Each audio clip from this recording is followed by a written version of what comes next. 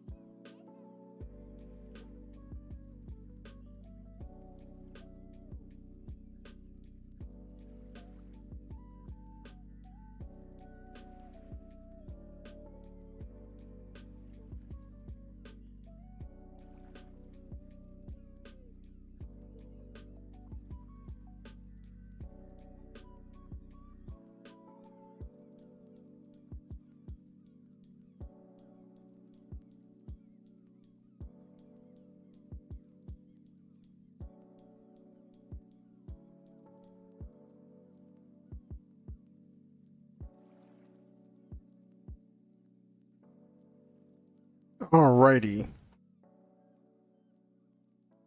Welcome in, everybody. If you're watching the stream on YouTube, please be sure to like the stream if you haven't already. It helps the algorithm with getting it out to more people. and it helps with growing the channel. So please do that.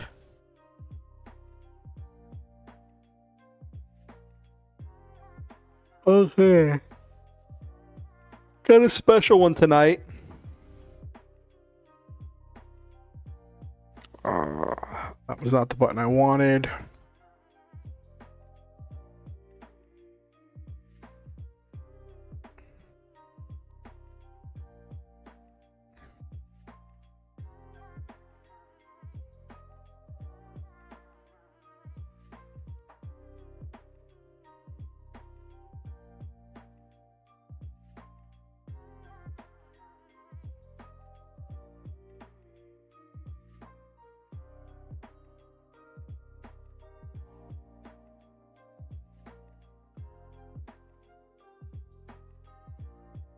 Hey, Noel Main, welcome in, welcome in, welcome in.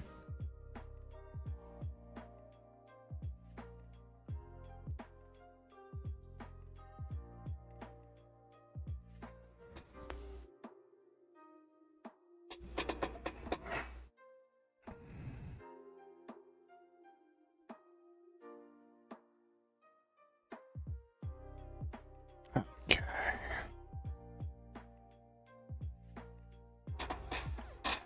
Alrighty.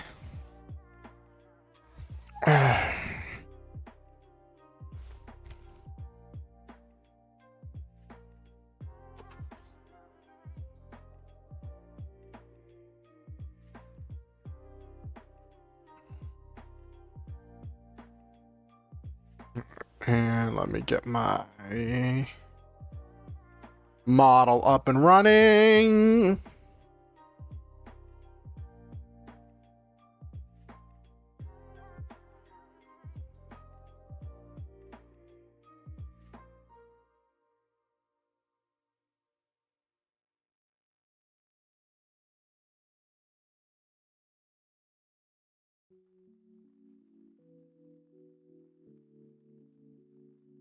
Okay. I think I let everybody know that I'm live. Everybody that I wanted to know that I'm live.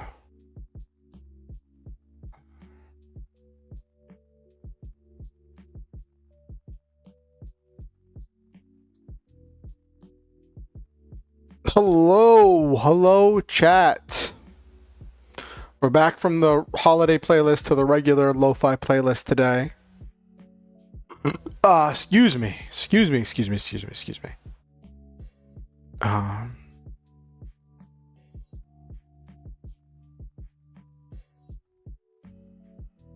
So today, well, this weekend was interesting. I was dealing with a lot of like depression stuff, and I had a story idea that I was kicking around, and I've been kicking around a few story ideas, and I kind of got lost in the weeds a bunch.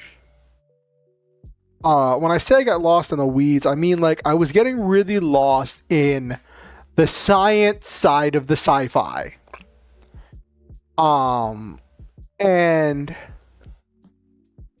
I've been doing I watched a lot of videos about The Expanse, especially for someone who's never watched The Expanse, because it got a lot of accolades and critical acclaim for being this like really great, very scientifically accurate show, right? And I watched a lot of videos, and it occurs to me that like, as much as people talk about The Expanse as like this like great, you know, the Babylon 5 of our time, this great critically acclaimed show, there's one thing that kind of like I think is kind of silly that I don't think enough people talk about, and it's that the entire crux of their whole interstellar civilization in The Expanse is built on this drive that like is essentially magic. It doesn't let them break the speed of light, true, but it is from what people have said, it doesn't ever need like refueling, and it can do almost infinite acceleration. And anytime anyone's asked the creators of the show or the book about it, like how it works, they just say it works very efficiently. And I'm like, I don't know. I just think that's interesting. That's the there is like the whole wormhole, proto-molecule, zombie-esque stuff that happens, but like, I just think it's kind of interesting that like the sci-fi community as a whole just like gives instant pass about reactors, about like the power plant of the ships. I think that's kind of funny.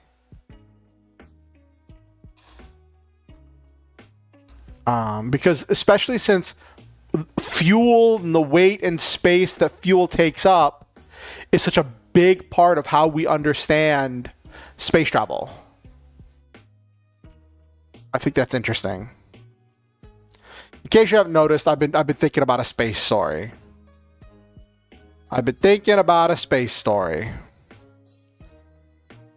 Hold on, let me fix something real quick. Hold on, whoop.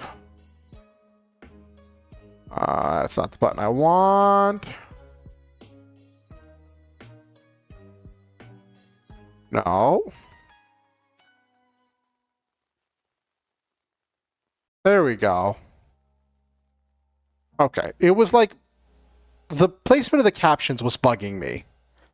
It was like sitting right on top of the placement of my my Ko-fi thing. I was like, what in the world? It just bugged me, and it's been bugging me for a while, so I thought I'd just fix it. Especially since it only took a second to fix. Anyway, so I've been doing that and kind of in this whole rut. I ended up not playing Lancer on Sunday. I've been doing a lot of reading about a lot of different games over the weekend and stuff about like storytelling stuff. And then I worked on the stuff for the flash fiction thing. I worked on that, and that was fun.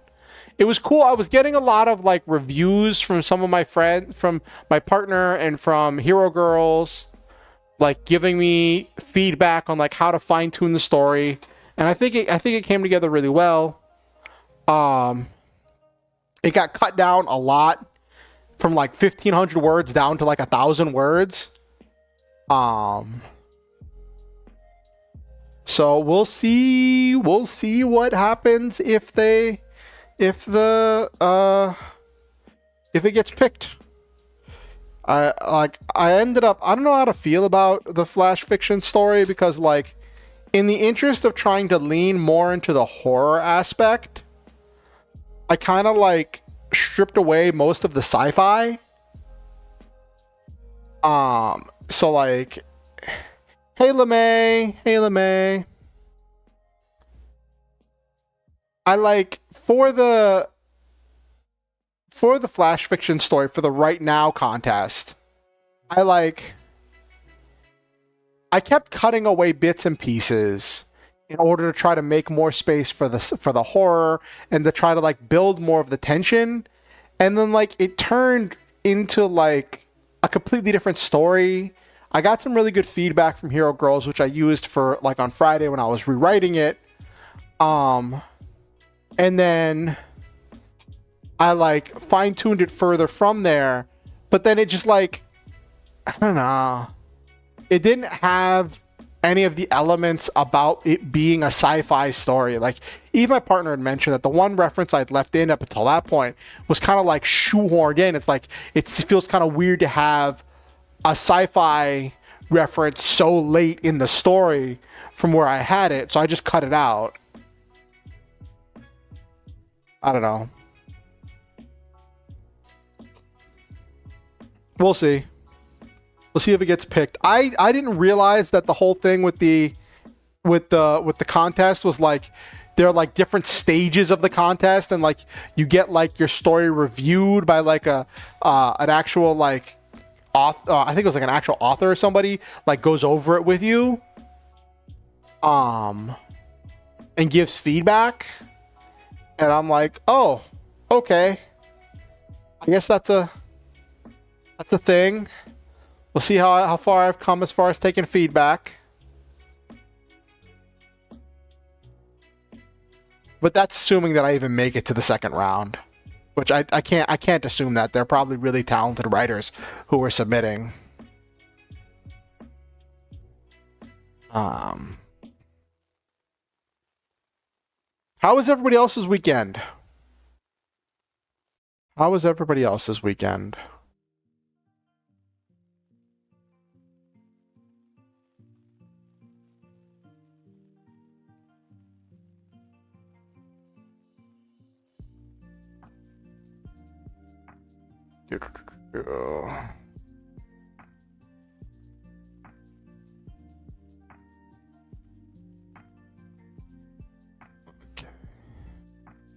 Oh, how do you like my post about going live?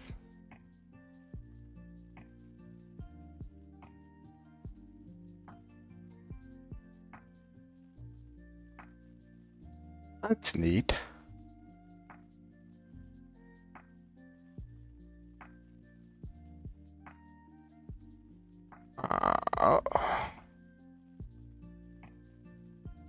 People seem to like my posts, which is nice.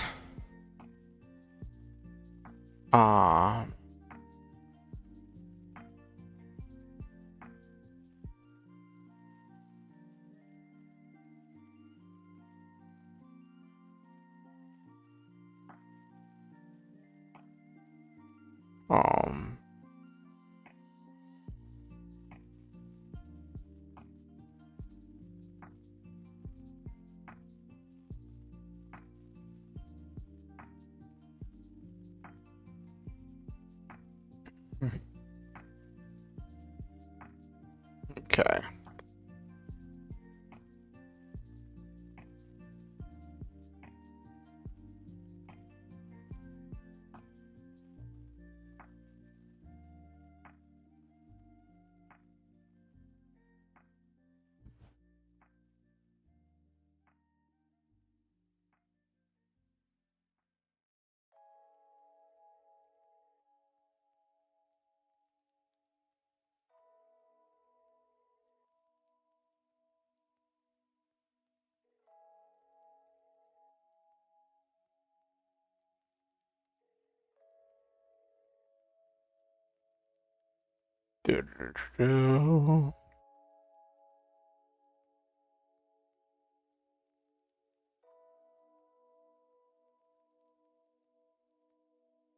Okay. I got distracted.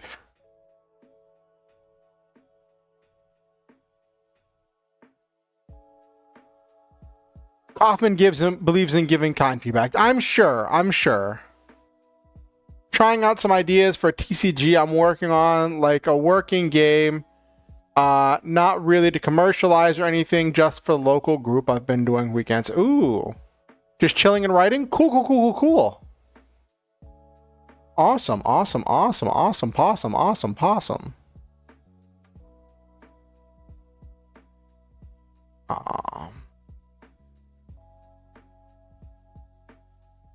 So, I kind of deliberated. I kind of deliberated what I wanted to do for tonight, right? And so I'll put this. I guess I'll explain where my head was and why we're doing this tonight.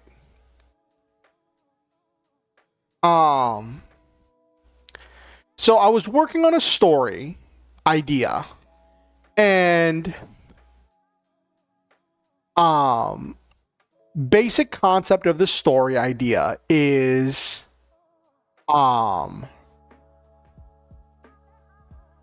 main character is, like many of my stories, based on me, someone who is struggling to get disability for depression and anxiety and some other stuff, and gets denied, and gets approached by some person from some foundation, and they tell him that they're looking to help people who've been like denied and rejected by society, and who are like dealing and struggling with different things that make it hard for them to survive.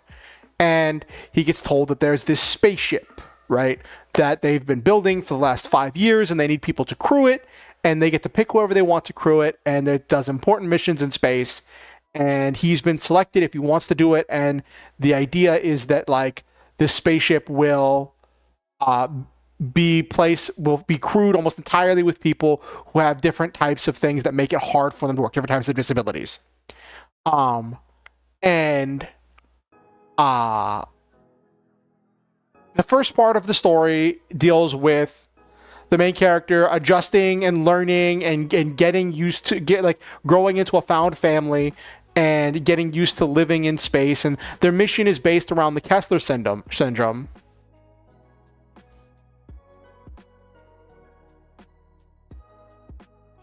Oh, geez, that sounds really rough, Noel, man. So anyway, for the story, the idea is that like, for the first part of the story, main characters learning about this kind of found family, and their mission is based around this thing called the Kessler syndrome, which is this thing in space stuff where it's this theory that eventually there will be so much space junk in Earth orbit that the space junk will start colliding and breaking into smaller pieces of space junk to the point that we won't be able to launch into space anymore. We won't be able to see into space anymore because there'll just be so much pieces of junk everywhere. So what they do in the spaceship is the main character pilots the space mech where he flies missions to shoot down pieces of space junk so that way they break apart in the atmosphere and, trying to clean up the upper atmosphere, right? But the spaceship's a secret. They have stealth tech of some kind that keeps them from being noticed, and they're trying to operate secretly for the time being. So the first act of the story deals with that whole thing of getting used to that situation, getting used to that job, getting used to that stuff. And then the second act, going from the first act to the second act, there's some kind of a situation, maybe with an actual like well-known space station or like a government-owned space station, that something happens, there's some emergency, and they have to respond and save people. But that means that their secret's out. People know that they're up there.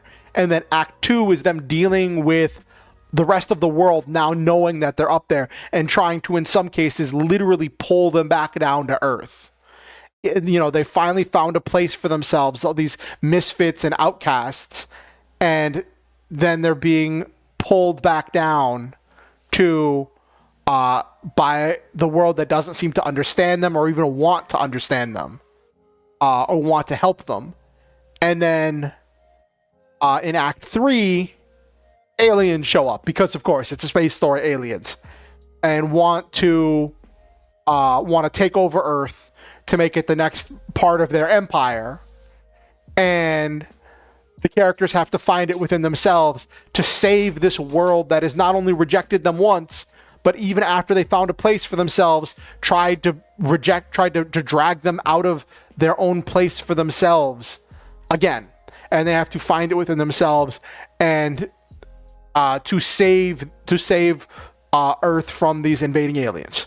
So like it's themes about character development, about a found family, about how the world sees disabilities, and all of that stuff. So I was thinking about this stuff and the space side of it, right? Because I wanted the ship to be able to travel at like really good speeds, not faster than light speeds, but like be able to like make it to Mars in a reasonable amount of time. So that led me to learning more about the Expanse as I was learning about different sci-fi stuff, right? And I was thinking about all these different sci-fi problems of how would they do this? How would they do that? How would they do this? And then the thing I kept coming back to was like, how would it be believable that no one would have noticed that they were building this spaceship, right? Because they would have had to send the pieces up one at a time. And if the idea is they sent it up over like 5 years, they would have had to have so many space launches that someone would have noticed. So it's like, how would they have kept that up? Or would they have some way to like make the ship in atmosphere and then launch it secretly and then have it like fly breaking out of Earth gravity somehow, right? And I went back and forth on a lot of different ways for that. But then chat, I got this thought where I was like, I know that I can't hold a regular job because of my depression and my anxiety. And then I was doing more research on like what it takes, like the different jobs and the different duties and the different things that have to be done on a ship, right? And I just got to thinking, like, what? I got this kind of feeling of like, what makes me think I could do that job? Like, yes, the main character is not me. Hello, Alice. But like, what makes me think that this character could believably do these things, right? If this character, like, if I don't want it to be a thing where like the depression just magically goes away, right? And I want to write like believable character struggling with like depression and anxiety and that kind of stuff that I struggle with, those struggles that I know. And then I started thinking, like, what makes me think that kind of a character could handle these kind of high stakes, high intensity jobs and things. And then that like cycled around to being like, what makes me think I'll ever be able to do anything, right? And then the imposter syndrome hit, then the depression hit, and then I just kind of went downhill from there.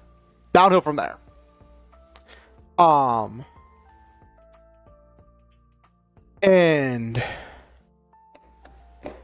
I was talking to Okusen today about stuff, and I was like, and Okusen really encouraged me to look at like, well, the sci-fi stuff can be solved. Sci-fi stuff can come up with some kind of a sci fantasy solution to come up with something, right? Also, with all the stuff that's been happening with space recently, with the SpaceX catching the booster and all that, and I just got me thinking, like, there are people working really, really hard to make this kind of like science stuff happen. So, like, how does it feel to write characters that are like I don't know if invalidating, or like to say that there's a secret society that has this technology but isn't sharing it, when there are so many people working so hard to make this stuff a reality, right? But that's the nature of writing a modern day sci-fi story, right? Hello, Nabiru. Hello. So, and I started talking to Okusen about like what kind of accommodations, like if this was a spaceship that was for a program that was specifically designed to have people who were outcasts, who were rejected from the majority of society, specifically a lot of disabled people, right? Which harkens back to my other story idea about the people who, like, in order to like get your disability benefits, you had to go in the military, right? So there's this idea for that, like similar to that story idea, right? So then that got me thinking, what kind of accommodations would be required to help a character like that succeed, right? Because that's what a lot of it comes down to, of like, is like, you know, if someone needs a wheelchair, that's an accommodation, right? If someone needs glasses, that's an accommodation. Um, so for people with like depression and anxiety and other kind of mental health stuff, right? What kind of accommodations would they need? And what kind of accommodations would it take for the different types of disabilities to be able to succeed in different types of jobs?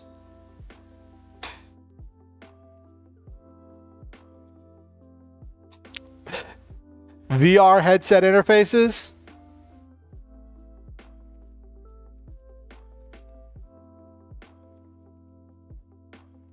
Is that what you would need, Nabiru? And I wanted to put this out to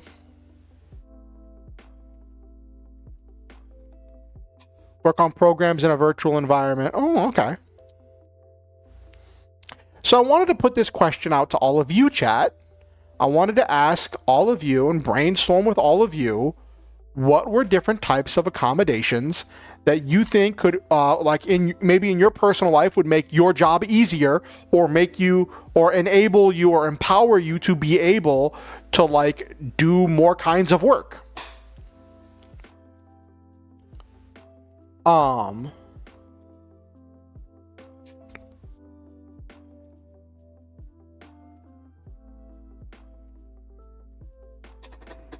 Mhm.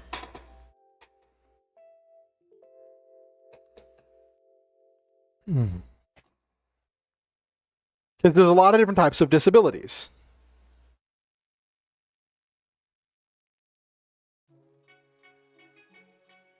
Mhm. Yeah. And I want to also say, for this mental exercise of talking about different types of disabilities and different types of accommodations, we're assuming like uh kind of like for the thought experiment, assuming like infinite resources and infinite possibilities, right?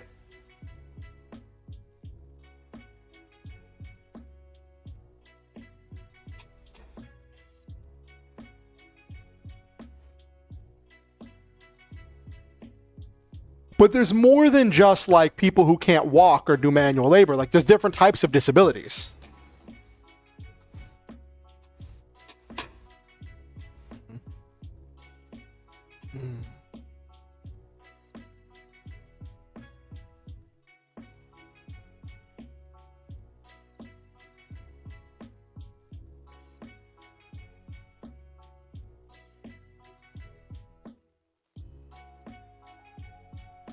Okay.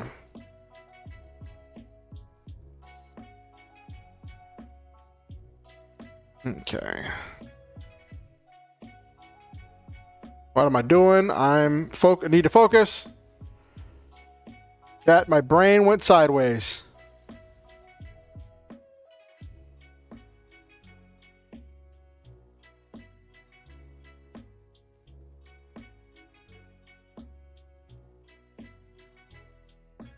Okay.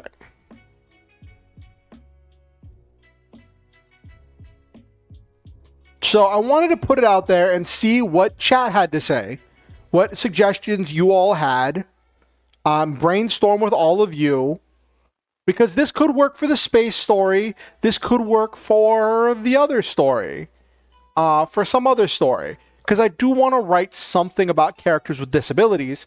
So having ideas for like different types of accommodations that something that could be made for someone with disabilities could be really cool for storytelling.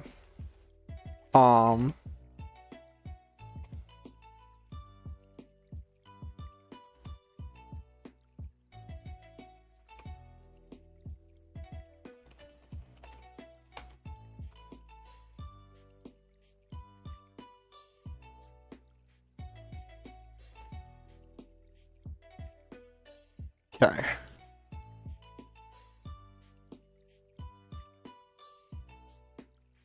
Got VR headset for controlling robots to do manual labor jobs for people who can't move normally. So that's one thing. My thought that I was thinking was Um, overstaffing. So if understaffing is like where you take a look at where short staffing, I guess would be long staffing, whatever, is where you look at your situation and you say, we need 3 people to do this job. We are only going to bring in 2 people, and we are going to pressure the 2 people and expect those 2 people to do the job of 3 people, right? That is one thing that happens a lot because businesses are trying to cut their costs and use as few people as possible in order to accomplish as much work as possible, because the system we live in now devalues most types of work. So, and that is one thing that messes with a lot of people who have depression and anxiety, who like, and a lot of stuff for like just trying to do, where like you're not even being expected to do one person's, like you can barely do one person's work if you can, and then being expected to do multiple people's work is just, it's a whole thing. So one thing I would think that would be really cool would be overstaffing.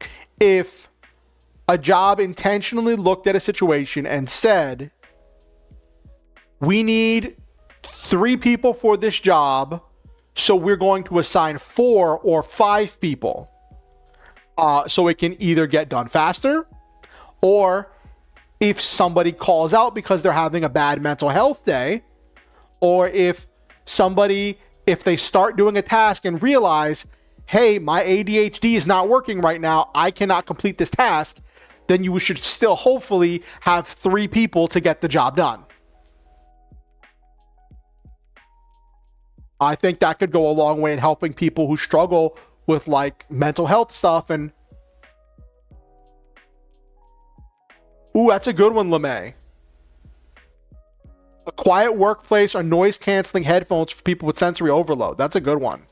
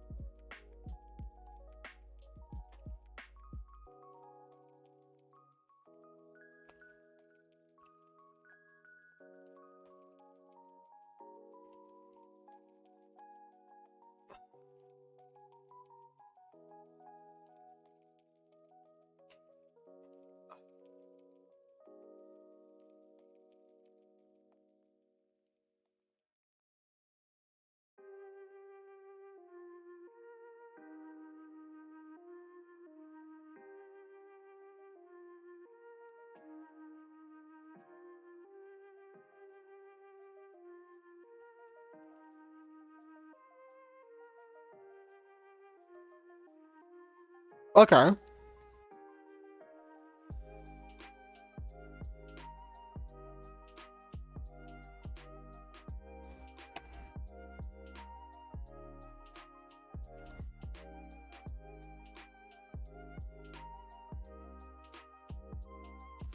Some type of noise reduction. I think that would go. I think that would go with like the noise canceling headphones.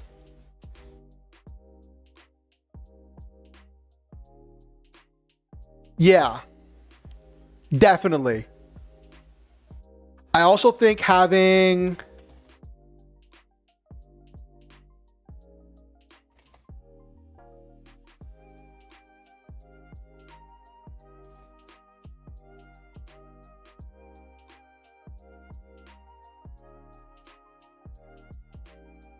mental health professionals on staff every day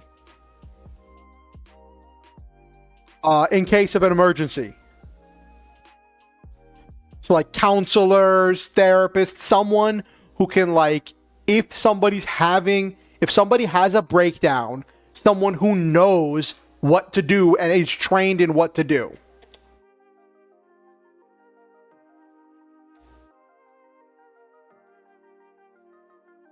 Um,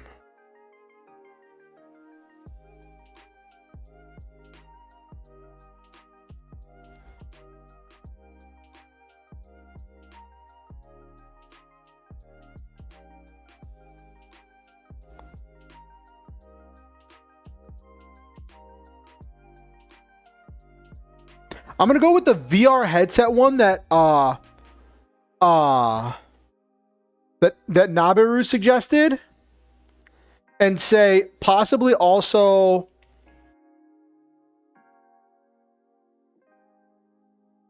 adjustable sit down and stand up desks. Ooh, that's a good one.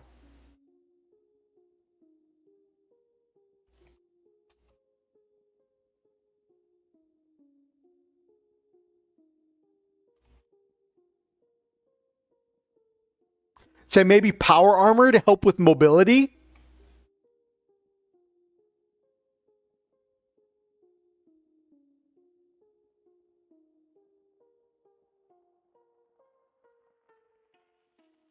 Yeah, pure silence can be really rough, Nabiru. If you, I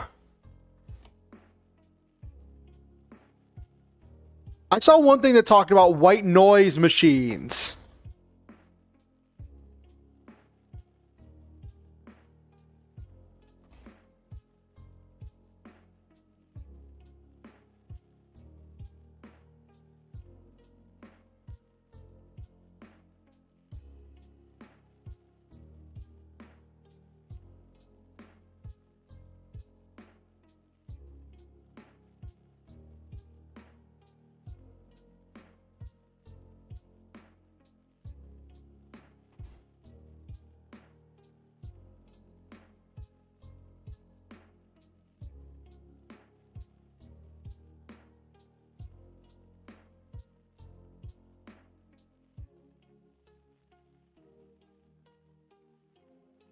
Okay.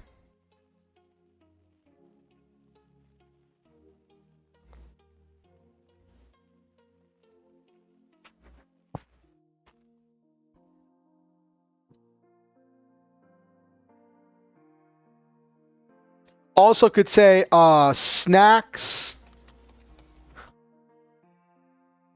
readily available. Because sometimes you just get like low blood sugar, or you'll just suddenly get really hungry. So say snacks.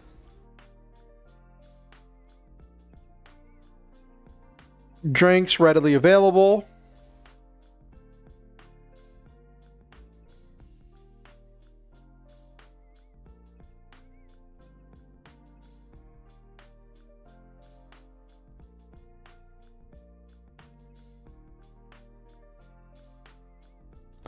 While we're here, I want to talk about something. I want to go over something else too, because a lot of what I talk about is for mental health stuff, right?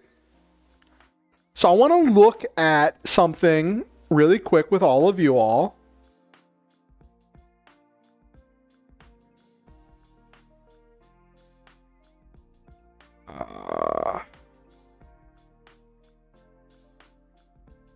So this is a thing I found on the web, where there is an Office of Disability Employment Policy, and that is done by the U.S. Department of Labor, and it lists stuff about accommodations for employees with mental health conditions and gives suggestions of different accommodations. I'm not...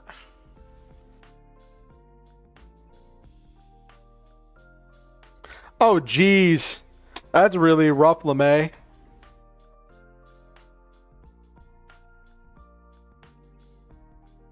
I'm not saying that like it's just that like I know mental health conditions. Like I struggle with mental health conditions. So like that's a lot of what I write from. So I wanted to take a look at some of these options that they listed. Hey Goldfish, good to see you. Good to see you. We are talking about different disability accommodations that could be made in order to help disabled characters succeed in different stories and situations. We're looking on The Office of Disability Employment Policy, or ODEP, website on the Department of Labor, and talking about the different types of accommodations that jobs can provide. So the basic ones, flexible workspace, telecommuting, or work from home.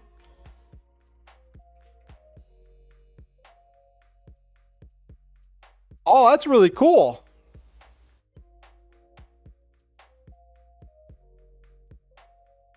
Scheduling, part-time work hours, job sharing, adjustments in the start and end of work hours, compensated time and or makeup time, leave, sick leaves for reasons related to health, flexible use of vacation time, additional unpaid or administrative leave. Oh, that reminds me also. Extra time off.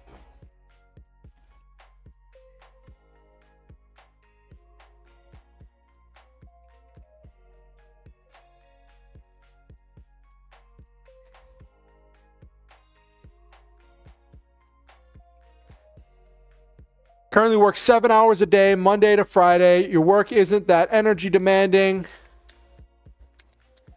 Hey, it's okay. I just want to get what suggestions people had.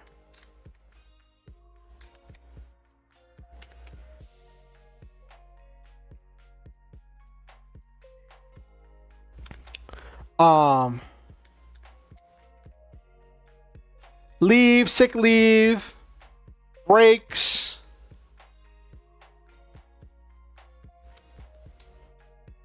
Time during breaks, telephone breaks during work hours to call professionals and others needed for support. And then it lists some other modifications. Removal of distractions, private offices or private space enclosures, reduction of noise, increased natural lighting or spectrum lighting, music with headset to block out distractions, white noise or environmental sound machines, tape recorders for recording, reviewing meetings and training sessions. Ooh, that could be really good.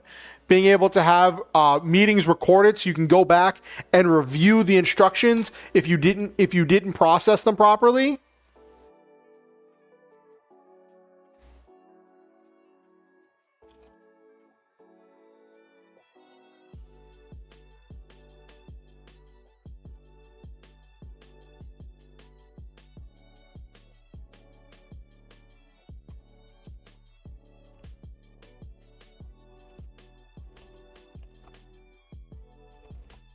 Or forgot.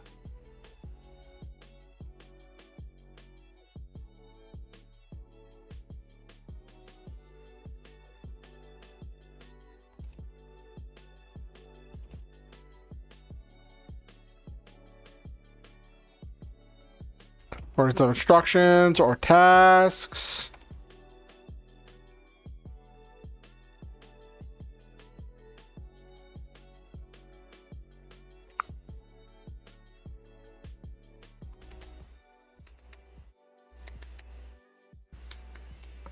Oh, geez. That's rough, LeMay.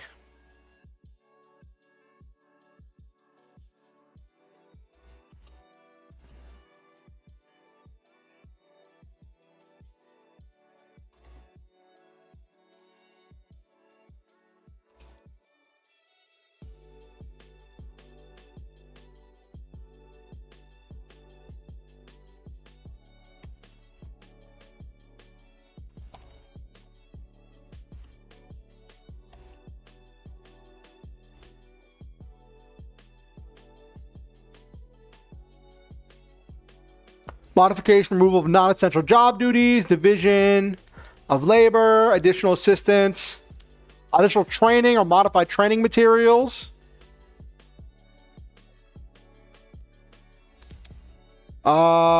Implementation of flexible and supportive supervision style, positive reinforcement, feedback.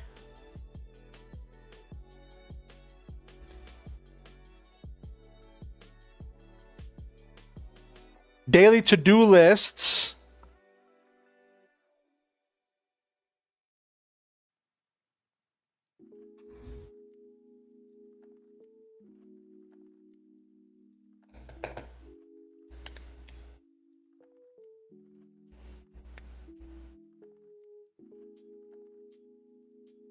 Mm-hmm.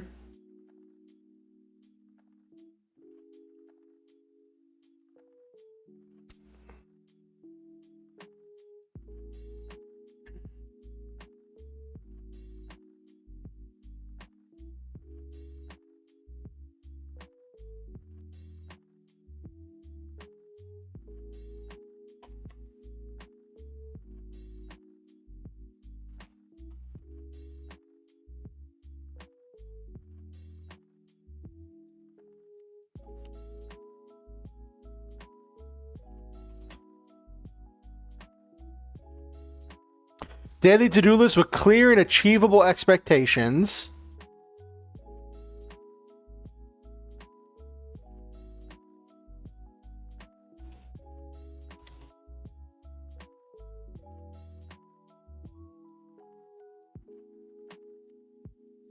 Positive reinforcement.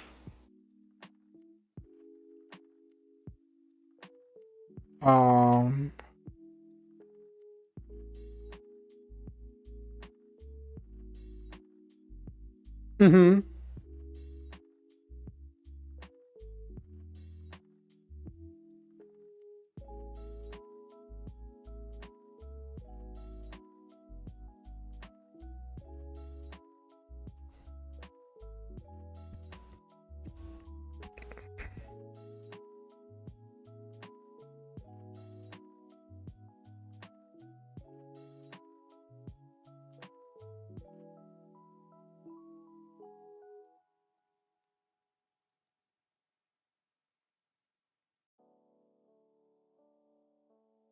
Ooh, mental health hotline or app. That could be cool.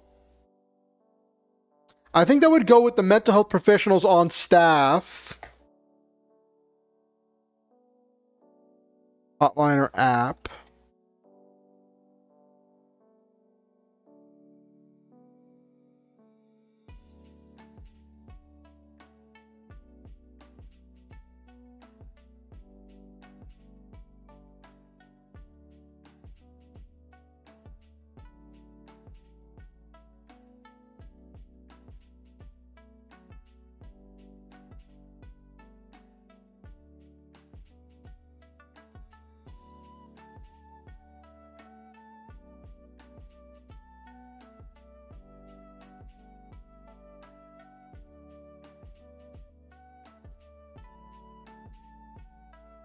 Okay.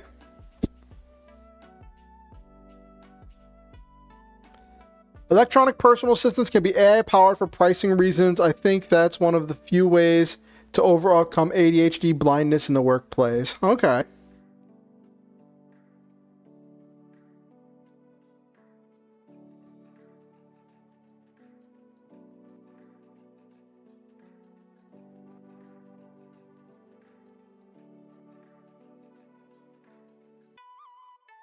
Time blindness. Hmm. I think also having realistic expectations would help, because I know one of the things I struggled with was when I would get a task, right? And I would have an idea of how long it was supposed to take. But my boss wanted me, oh, happy Canadian Thanksgiving. I'm not Canadian, but happy to all the people who are Canadian.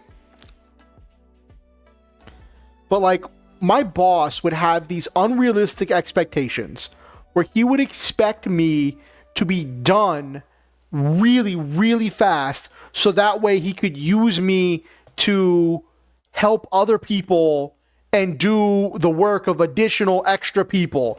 And he just didn't want to give me time to do my job. And like, that just was one of the fastest ways to get to burnout, right? With like being pressured to do more than like that whole thing of being pressured to do more than one person's work, right? So like not having the realistic expectations.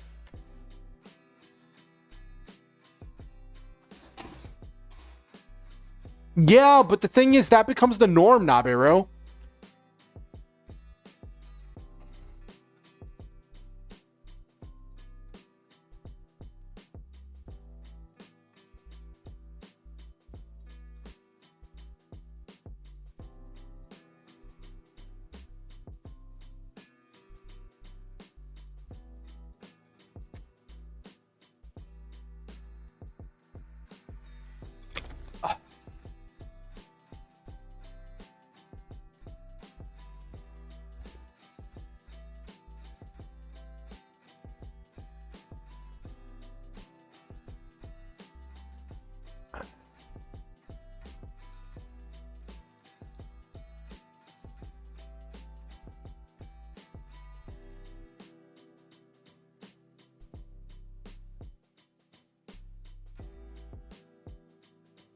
Oh, what are you saying, Noel Main? TBH, humans are a what? Did you press enter too soon, Noel Main?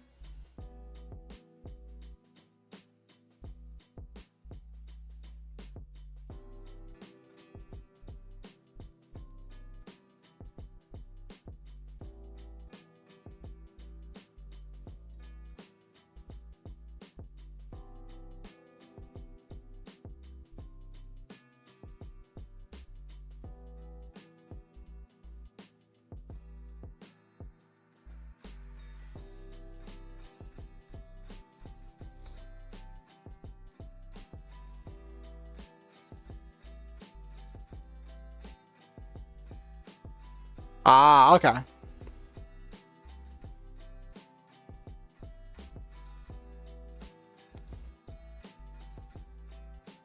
Mm-hmm.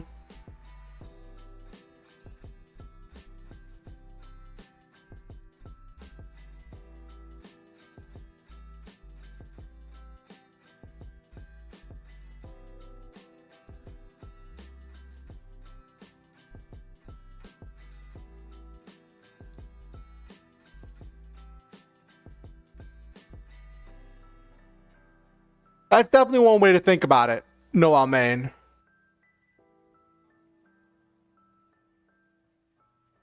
That's definitely one way to think about it.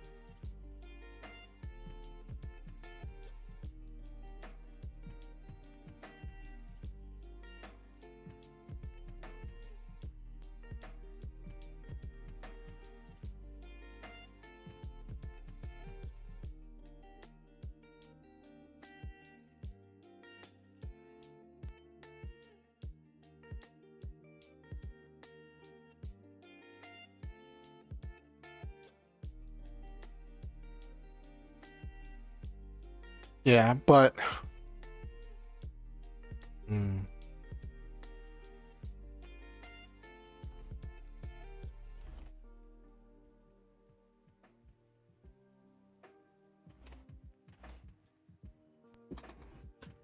Checks and balances to keep managers from abusing power.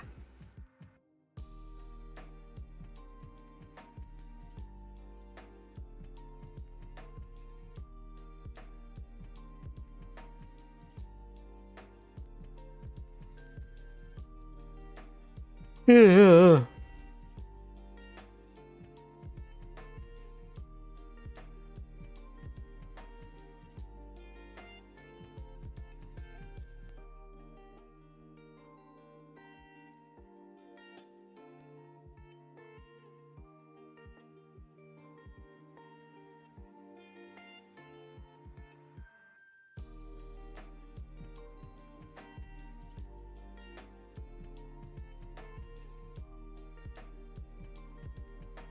Okay, we got a lot of good stuff here. Yes, this is for characters in a fictional story. This is a list of accommodations in like a fictional story. Um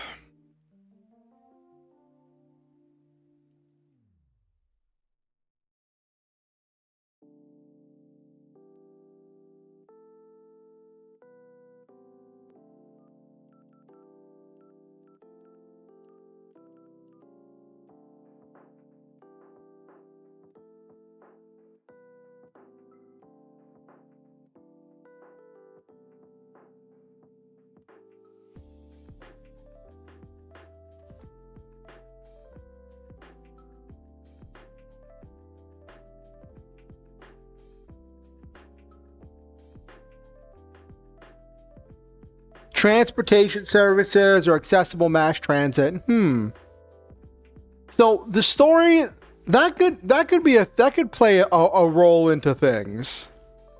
Transportation services, ability to get around. So this story, so these ideas that I'm working with, because I want to write a story that deals with disabled characters, but I have a few ideas of how I want them to work. But the one that I'm currently tinkering around with has the characters living on a spaceship, doing different jobs and tasks, and then eventually having to save the world.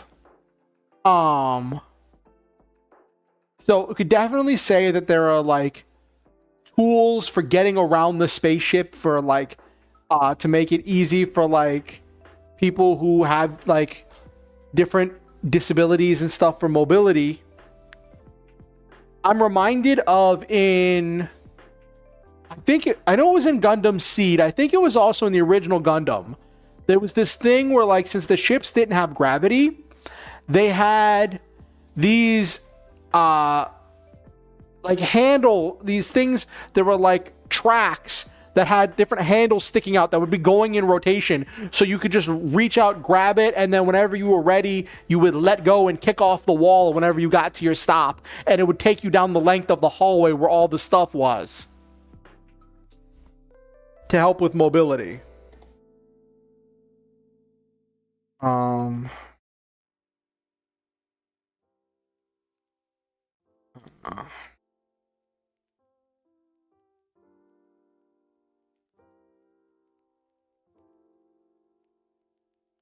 mm-hmm.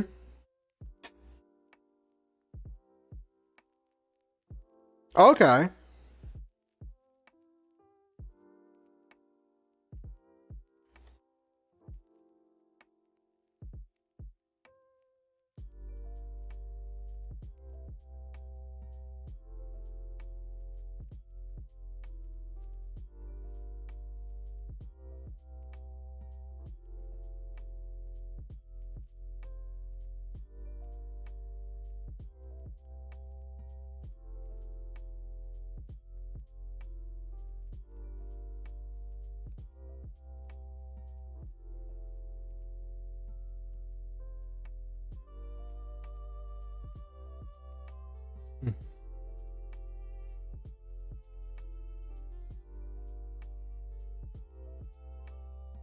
Yeah, long handrails or poles you grab and they pull you along in 0G. Yeah.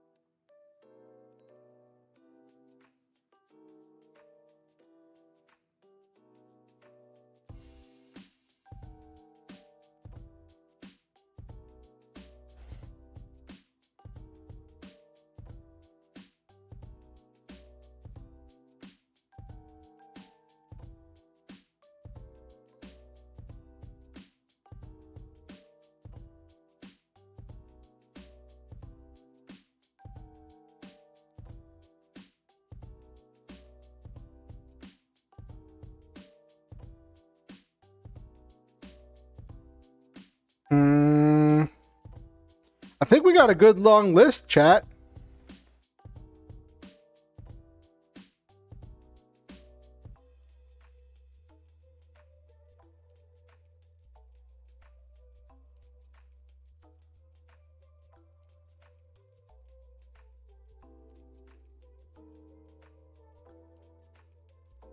I think we got us a good long list, chat.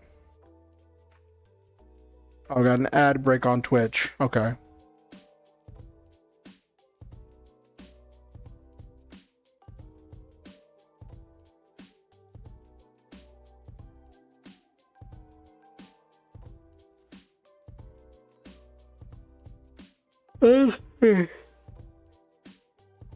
Ah.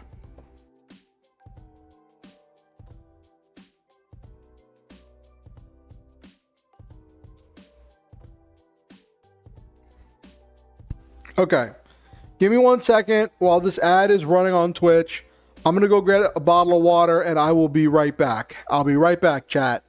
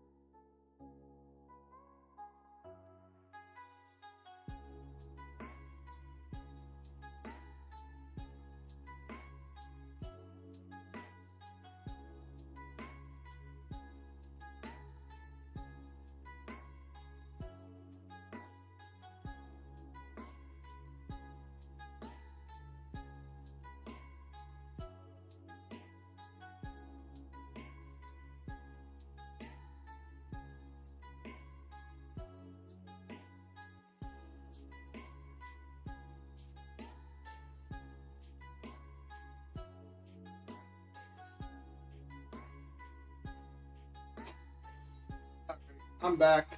I don't know if you can hear me. I know I have the gain turned up real loud on my mic. So.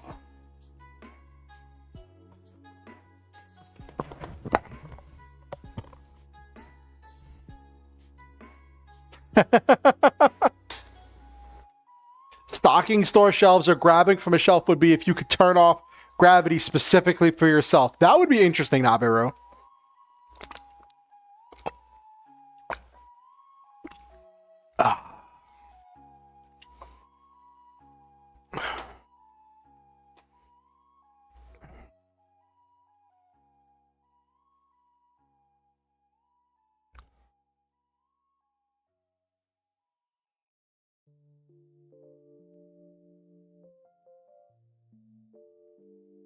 That would be interesting. Turning gravity off specifically for yourself.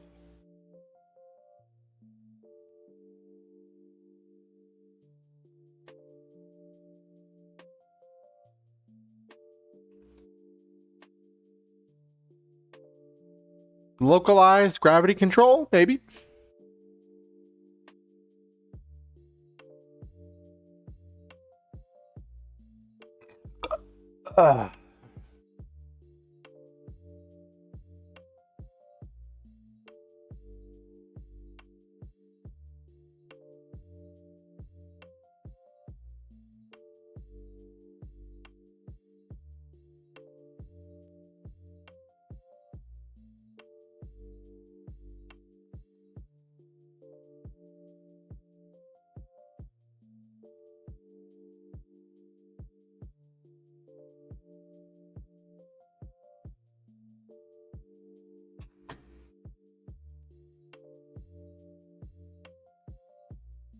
Okay.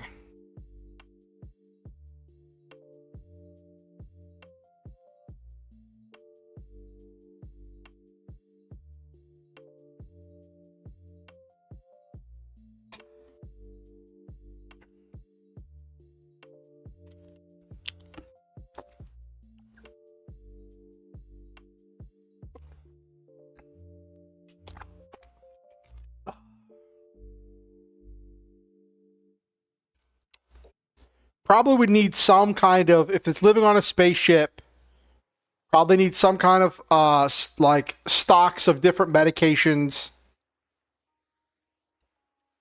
and maybe ways to produce different medications. Ooh, that could be a thing.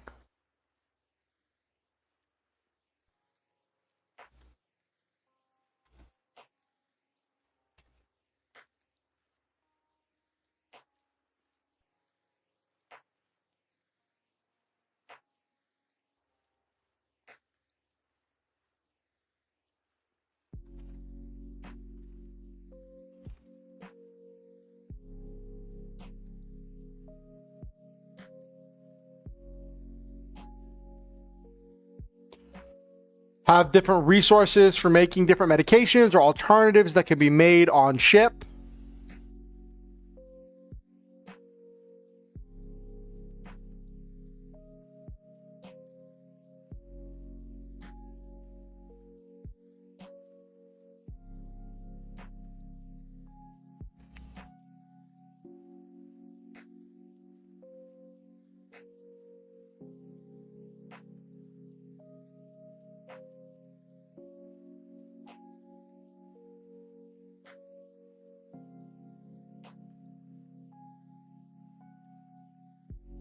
I think the big one that I want to talk about in this story is the idea of overstaffing. Intentionally assigning extra people to a job in case someone is sick, can't make it into work, or just generally to make it easier on everybody. Which, like, that doesn't work in our, like, current system, because then you're paying extra people, and, like, realistically, you wouldn't want to be paying extra people if you're trying to maximize profit. But if you're not trying to maximize profit, then there's not really not a reason to have extra people assigned to every task.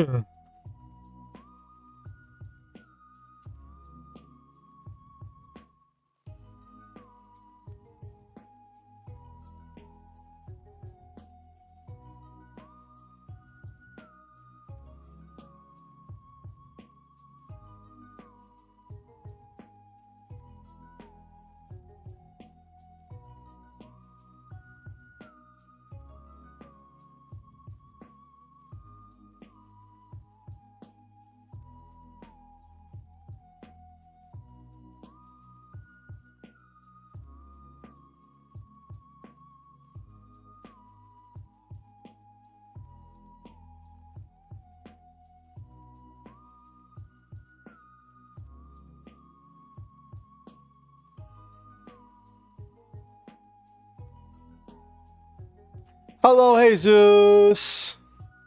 How are you doing? How was your weekend?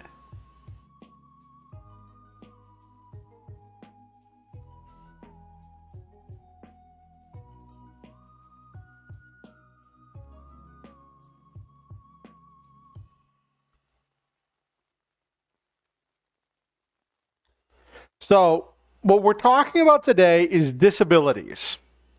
I want to write a story about. Oh, I'm glad you're okay now, Jesus. I want to write a story about characters with disabilities, and kind of I want it to be a thing where I want to depict different disabilities in a realistic fashion. I don't want the disabilities to, like, magically disappear, and I don't want them to be like your disability is really a superpower, right? I want to, like, actually like show some of the things that it might take for people with different disabilities to succeed. And so what we're talking about today are different accommodations and brainstorming different what kind of accommodations would help people with different disabilities be able to succeed in doing different types of jobs.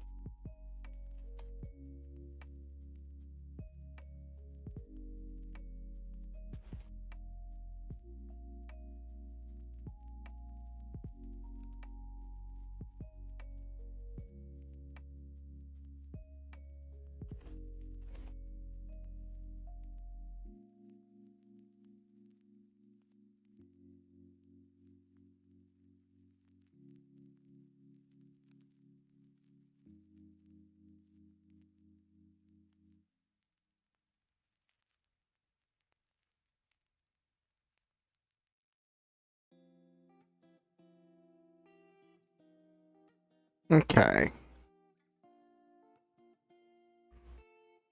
So the story that I'm working on is for characters living on a spaceship.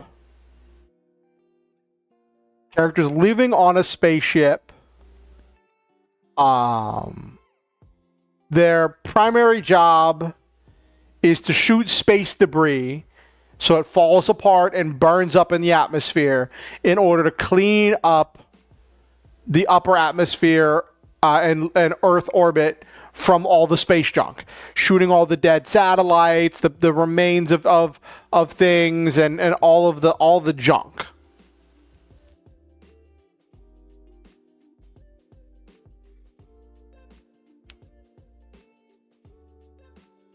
And just generally being a really big ship.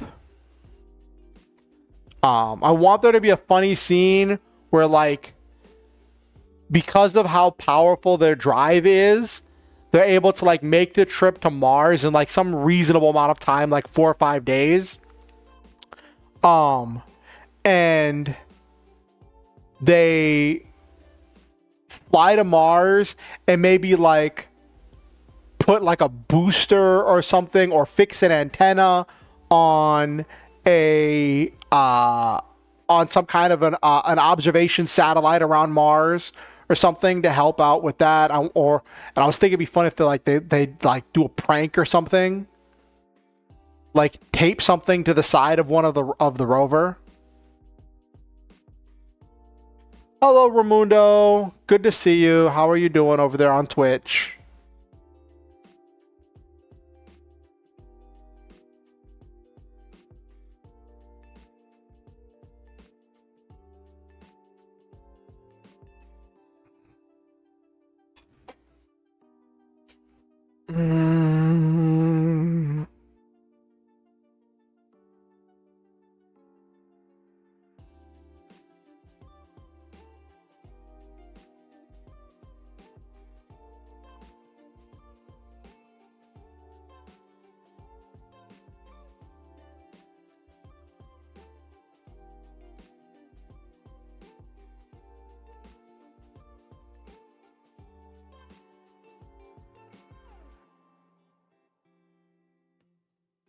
It's going pretty good, Raimundo. So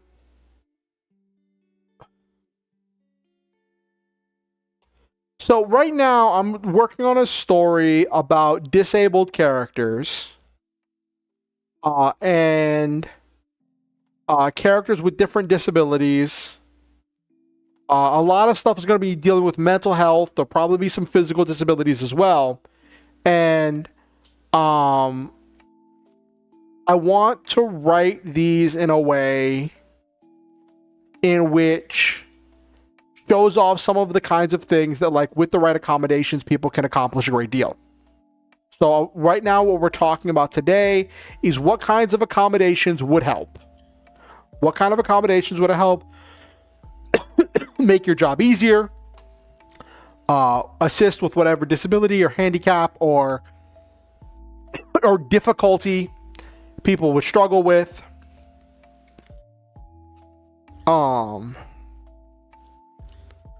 And it's going to be a sci-fi setting most likely, so it can be like sci-fi solutions, like a VR headset for controlling a robot for dealing with manual labor, or maybe power armor or gravity control. I'm looking for stuff on like a variety of disabilities. A lot of stuff's going to be mental health because that's what I have the most experience with.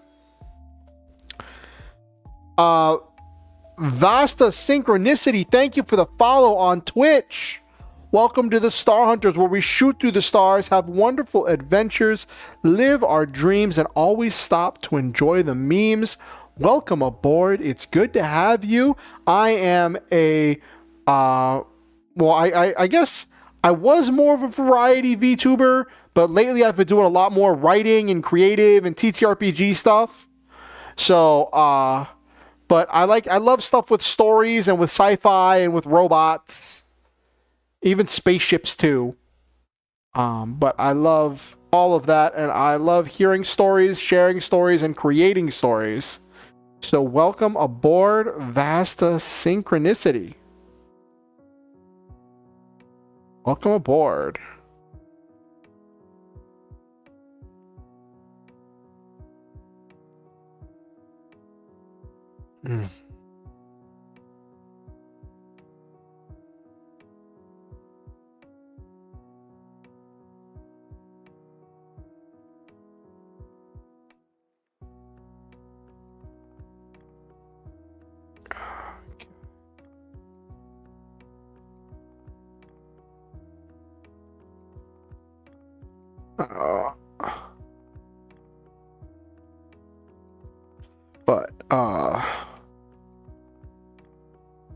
So welcome aboard.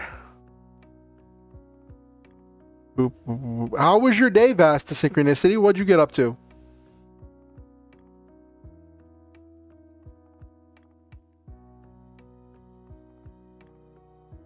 Okay. Boop, boop, boop.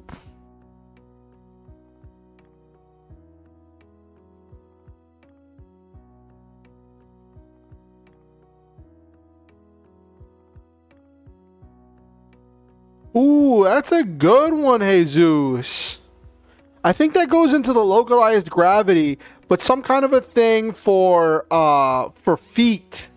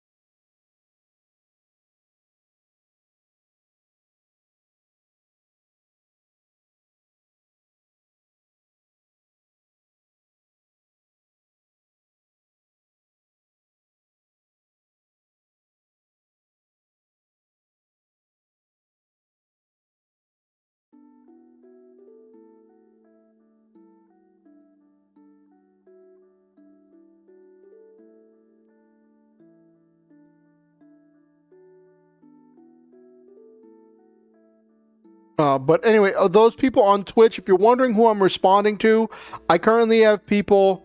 I'm currently streaming to both Twitch and YouTube, so you can watch me wherever you want. I appreciate everything.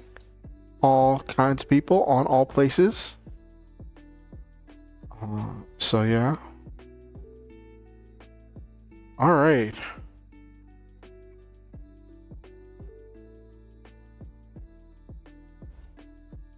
Alright, so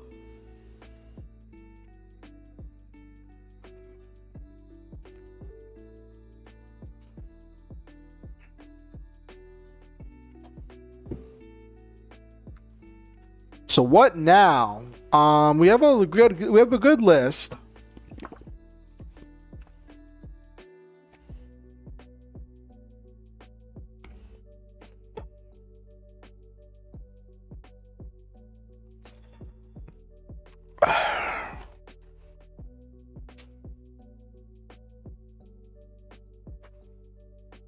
Let's look at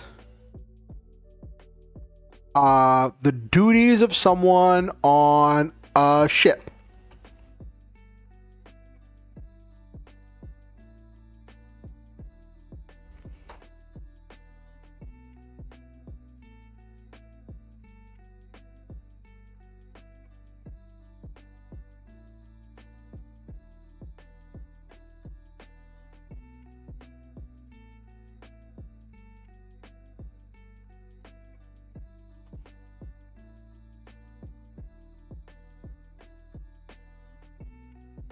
Ew, someone on Reddit made a list of Starship crew with detailed descriptions. Let's see what we got here.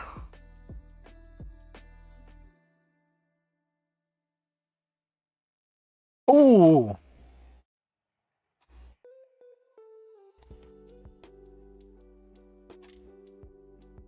Okay, let me see what they got. Excuse me.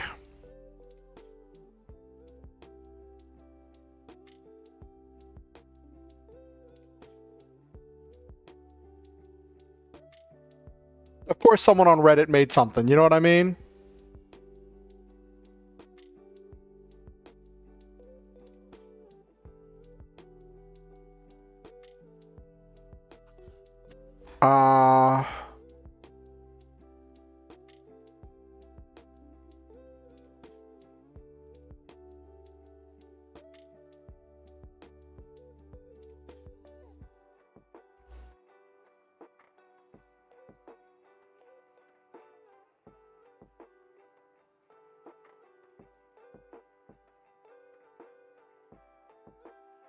Let's see what we got here.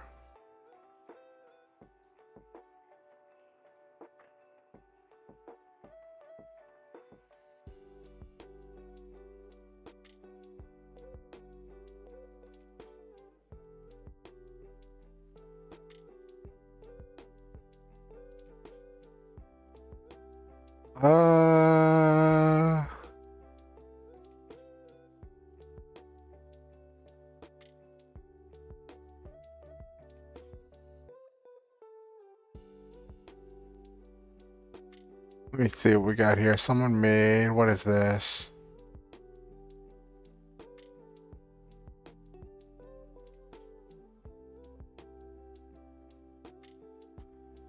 Mission control, what's this? Da da da da.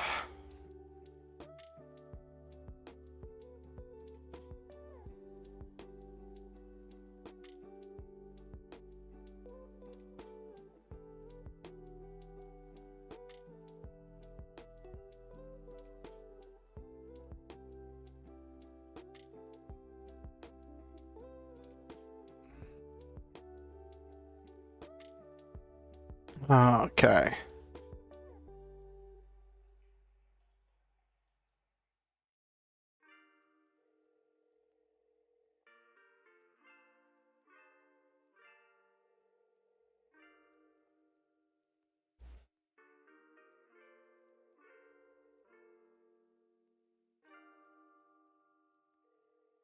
Let's see. Let me get you all to see what I'm seeing.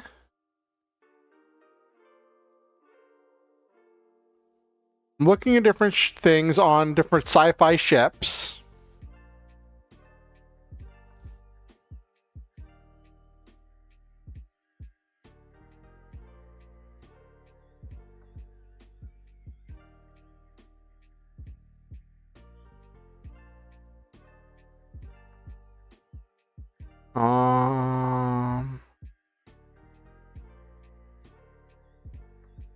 This is cool.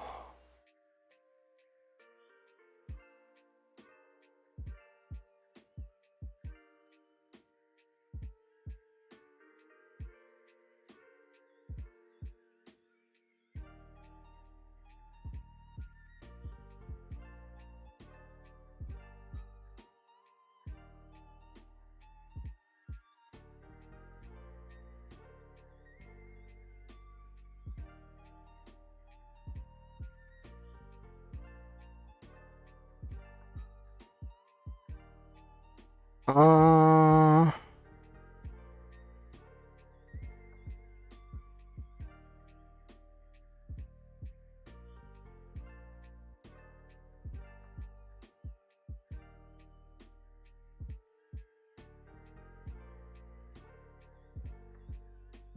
okay. Like, this is some interesting stuff.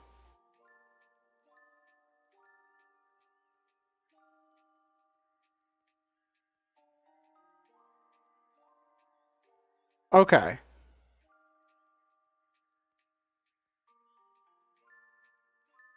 This gives me a good place to start. Let's look at different roles on the ship and see what people might need in order to do different roles on the ship. It's going to be a spaceship. There's going to be some level of automation, but I want this ship to have a big crew. I want it to be a big ship.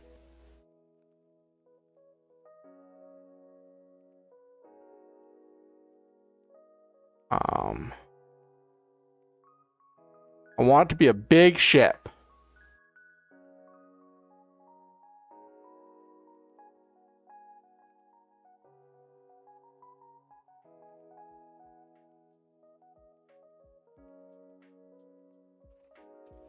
Captain.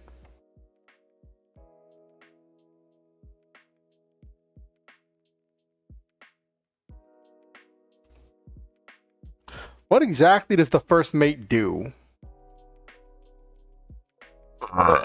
Excuse me.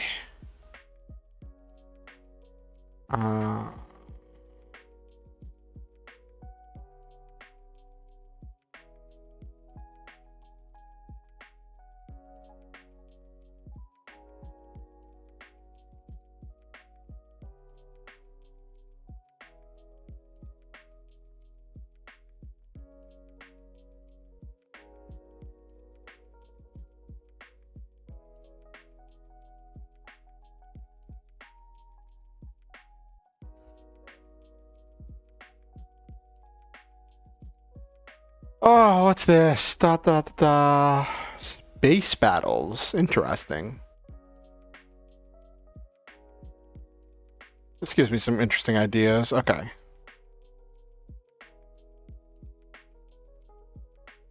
Don't know what first mate does.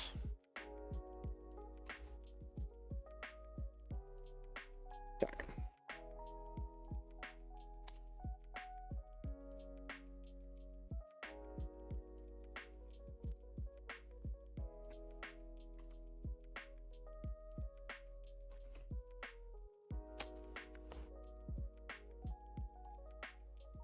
Medic.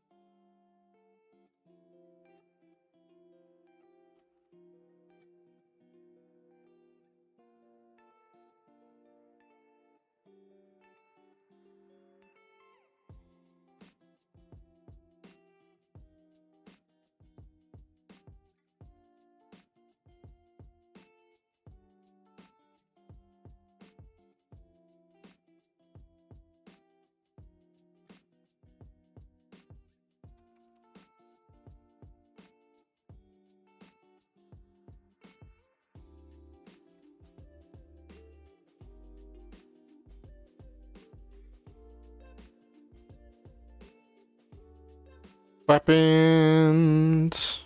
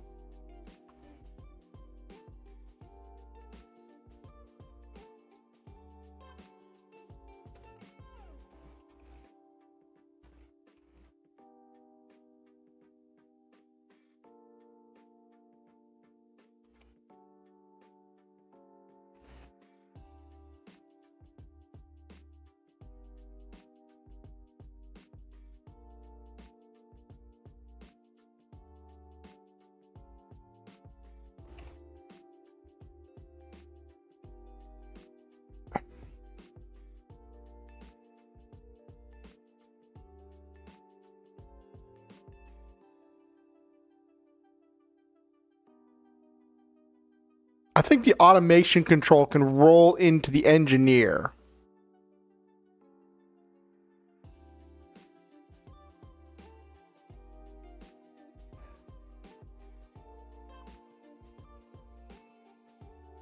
Coordinate with engineer.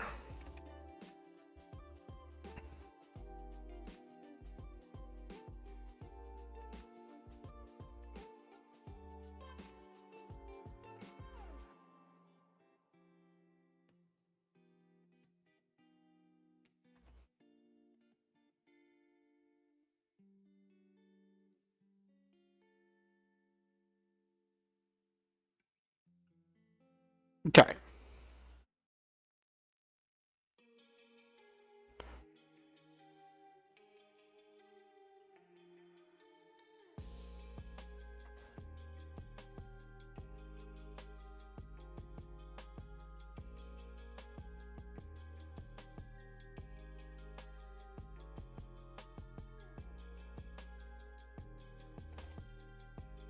Fly space mechs on missions. 2, 3, 4, 5, 6, 7, 8.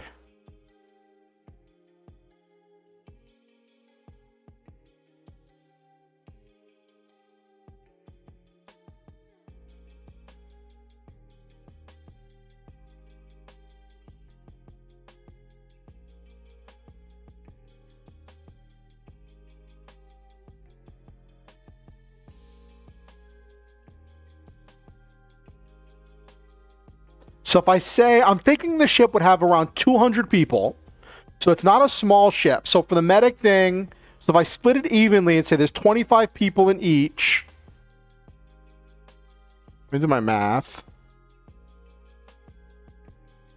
That's going to give me, yeah, 200. Okay.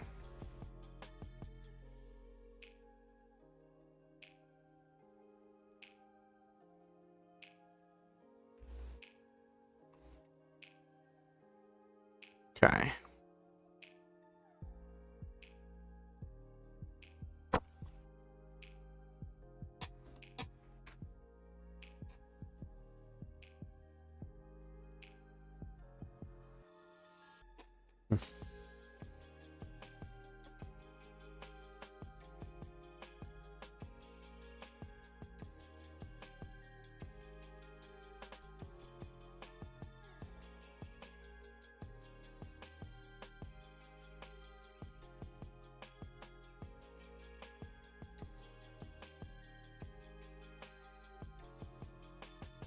Okay.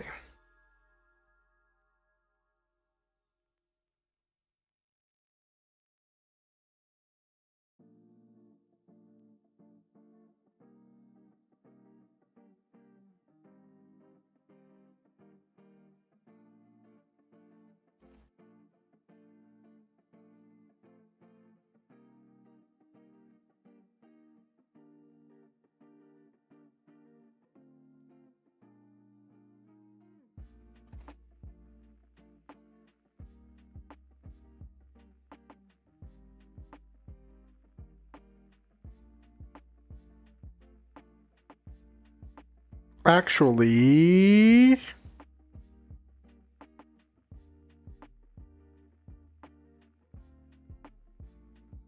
probably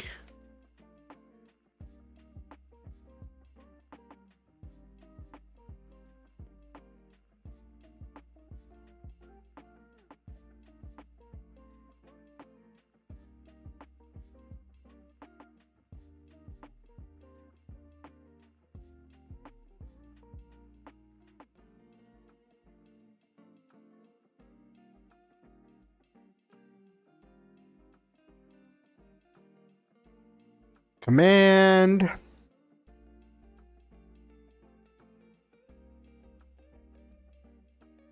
Navigator, communications officer, engineering.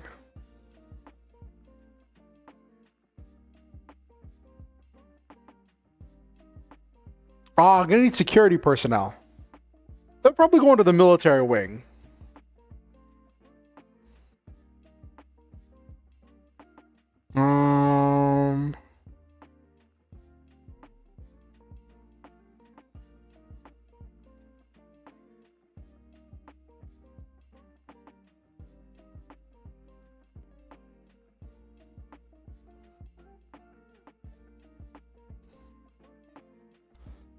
Okay.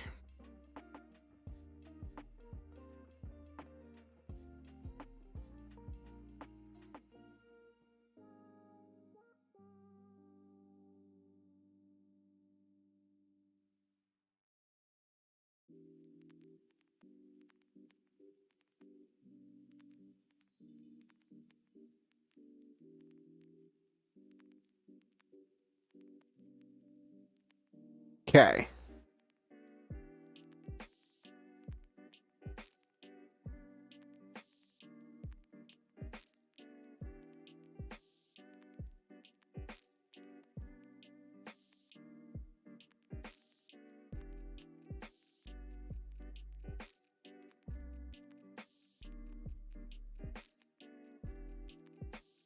Actually, we're going to get rid of the automation control and roll that into engineer.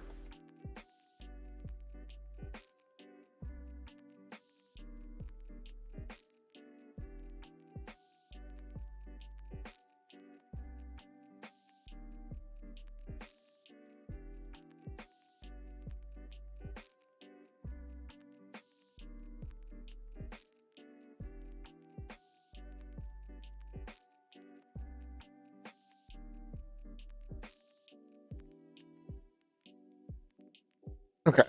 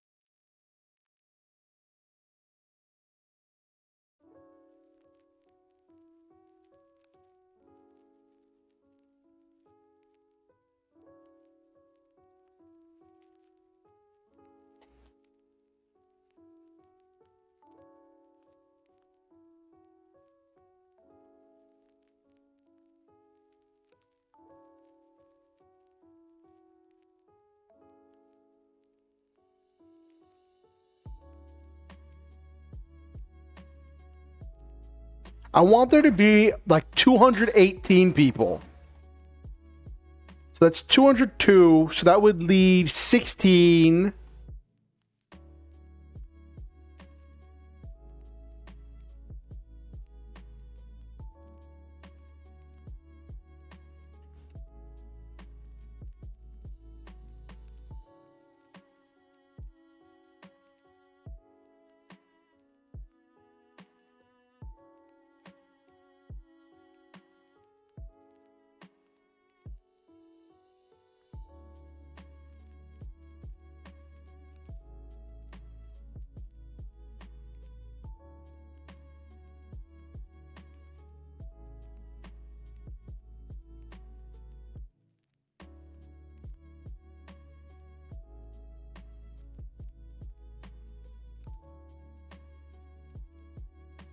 Having a dedicated away team gets rid of the thing from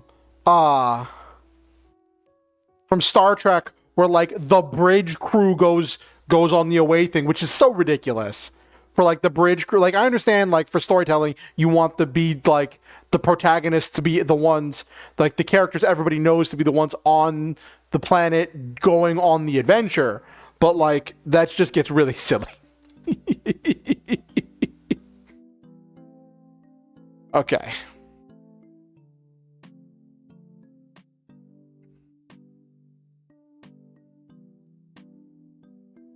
Okay.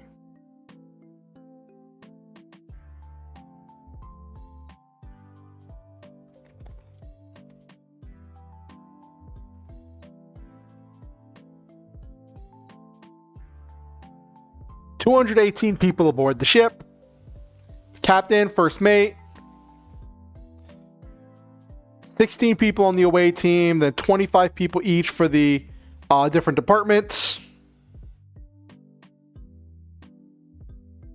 Each department will have a department head.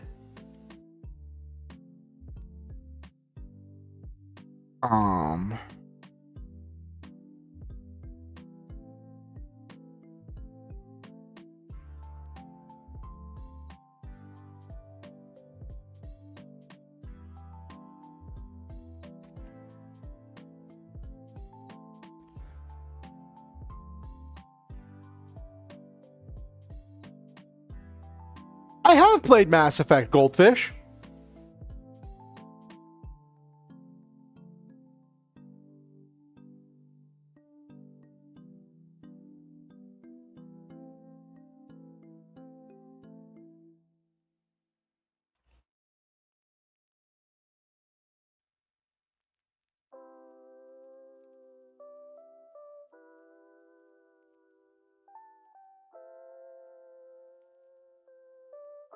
Yeah, the ship's crew was always a really cool aspect. I loved like interacting with like it felt really alive. And it's funny, I bought the Mass Effect Legendary Collection and I still haven't played through it again. I've played Mass Effect 1, I've played Mass Effect 2, but I never finished Mass Effect 3.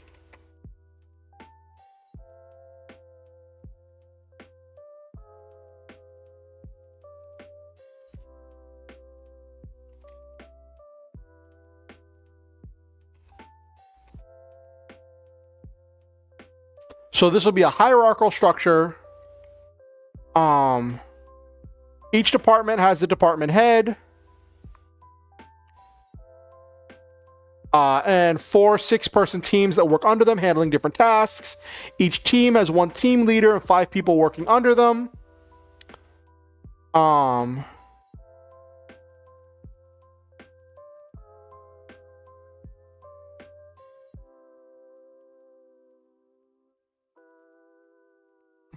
Actually.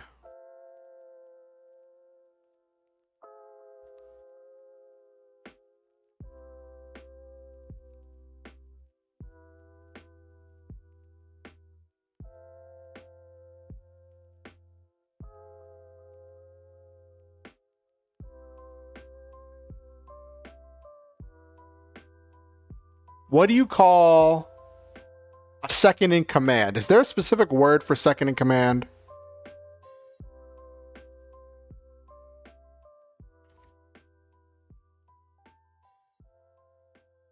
Deputy? Lieutenant?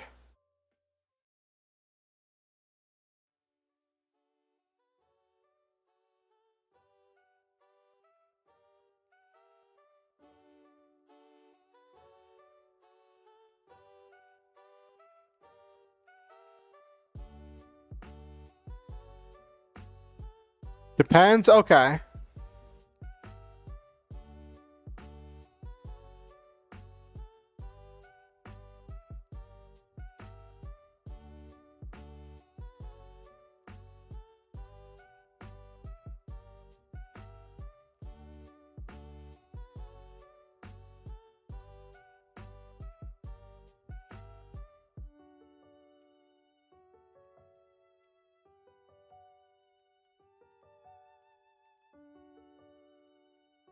Second for cooking is usually called the sous chef. Okay.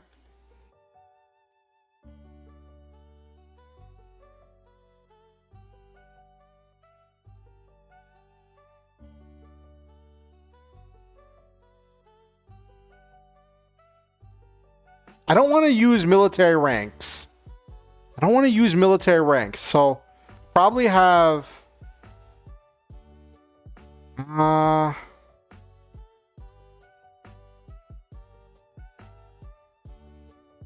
probably vice.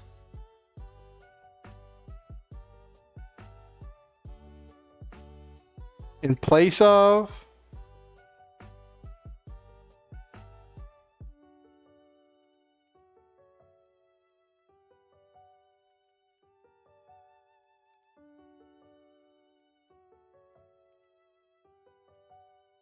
Vice captain, yeah, vice captain is probably the term.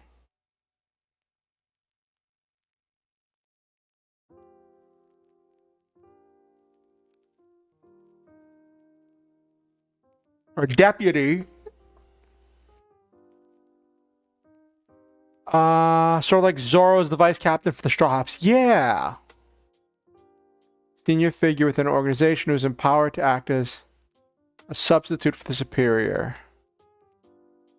Could do deputy.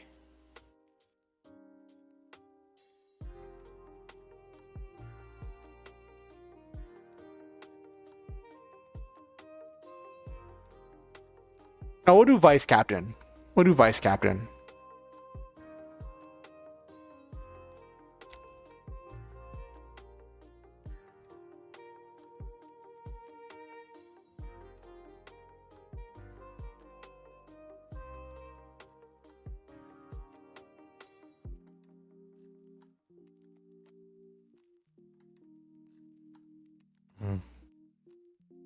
Not captain, because there's only one captain aboard the ship.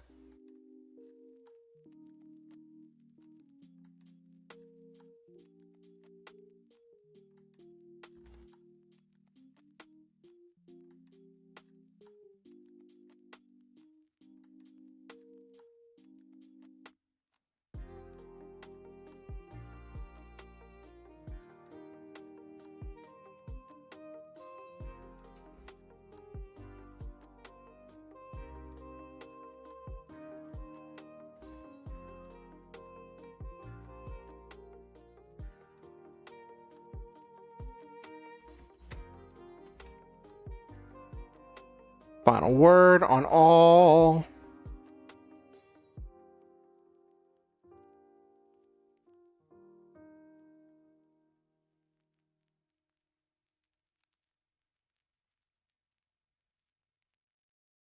So each department has a department head.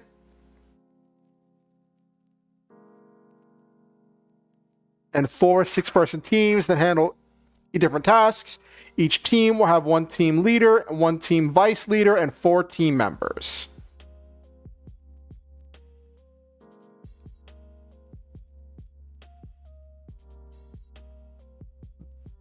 Okay. Excuse me.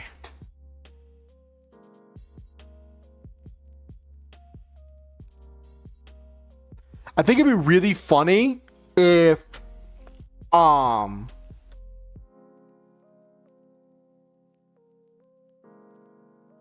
the security staff also worked on whatchamacallit, cleaning.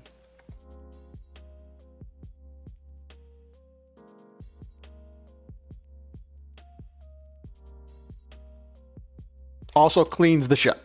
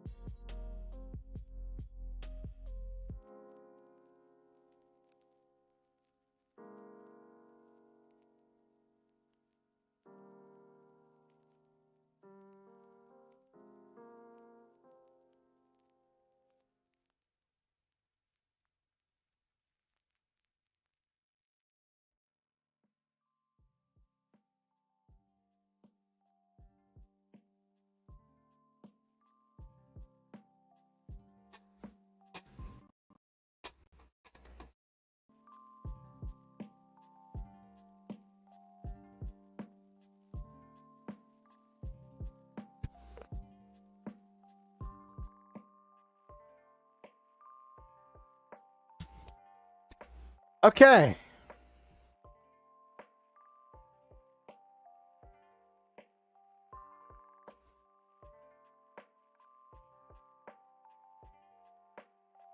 So what this means is for storytelling purposes, right? I can come up with the heads of each department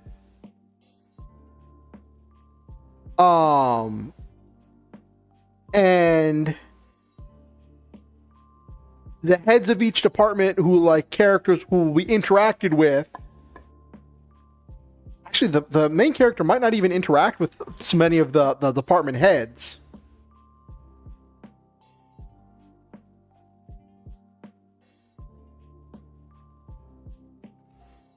Um.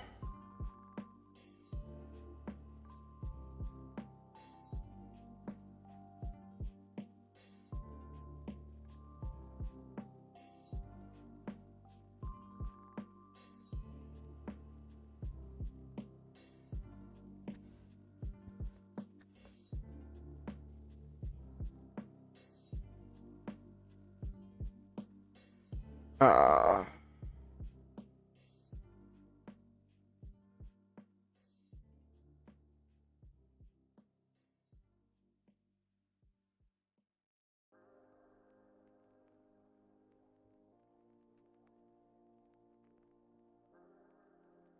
okay.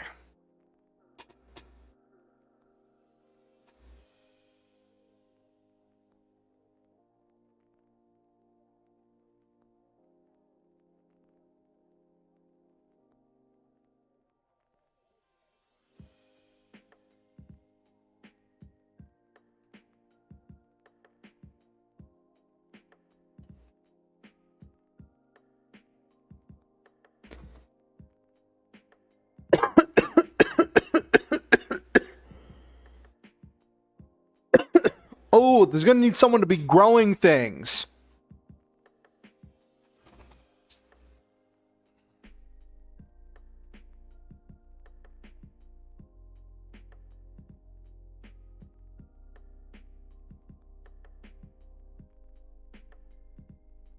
Growing food. Gonna have space chickens. Because chickens are very good for eating garbage, and eggs are a very versatile and whatchamacallit, renewable resource for protein and nutrients. Even as a vegan, I have to admit that eggs are the most, or one of the most versatile and accessible sources of protein.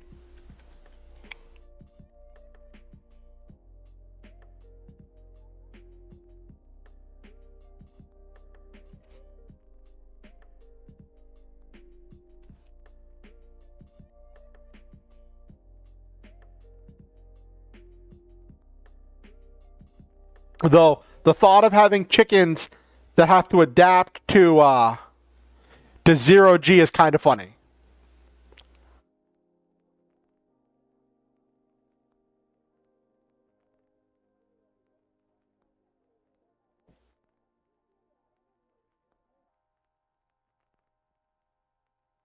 Actually, growing food is probably going to be more than what you need for any one department.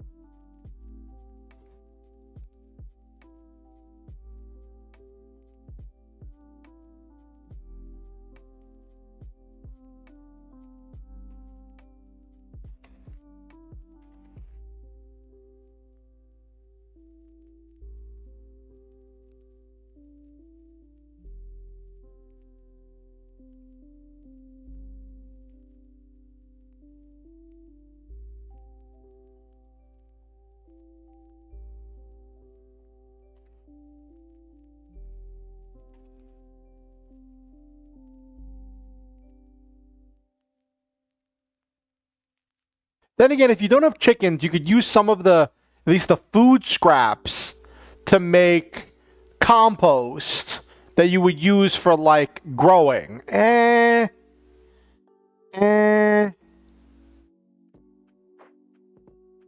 just like the idea of space chickens, so I'm gonna put space chickens on my ship.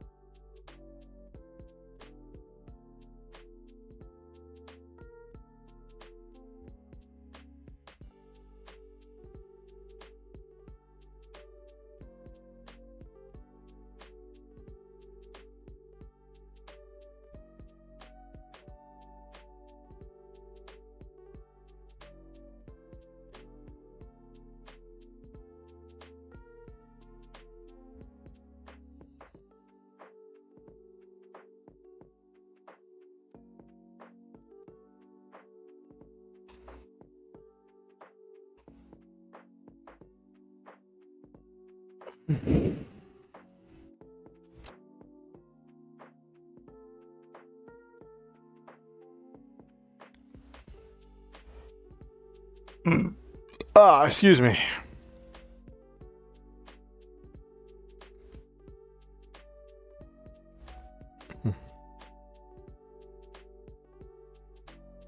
Actually, what if the mech pilot is part of the away team?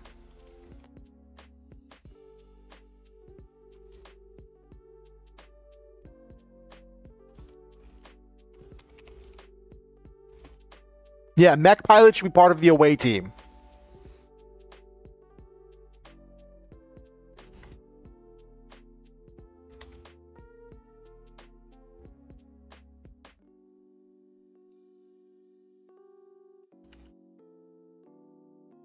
Yes, mech pilots should be part of the away team.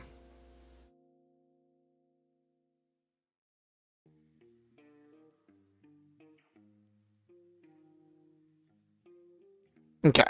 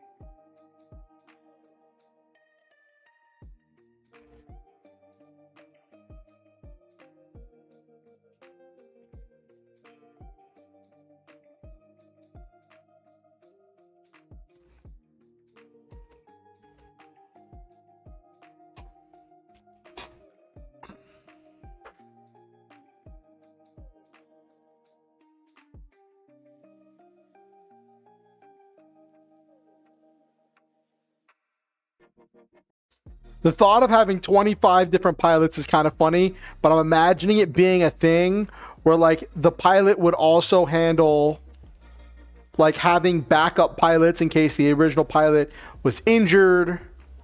Having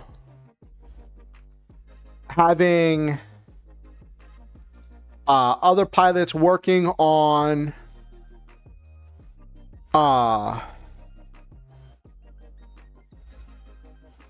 that's just a lot of people to have for piloting.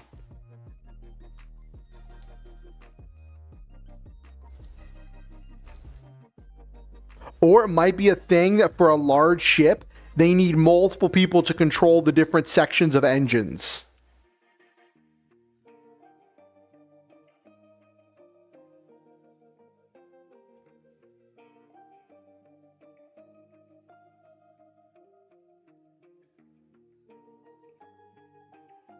Or it could be a thing that each team is a shift. It takes a whole team to operate the thing. So you've got 6 people to fly. You only probably need like 3 people to fly the ship, but you assign 6 people and you have the different shifts. You have 4 shifts. So you don't have people on for long periods of time.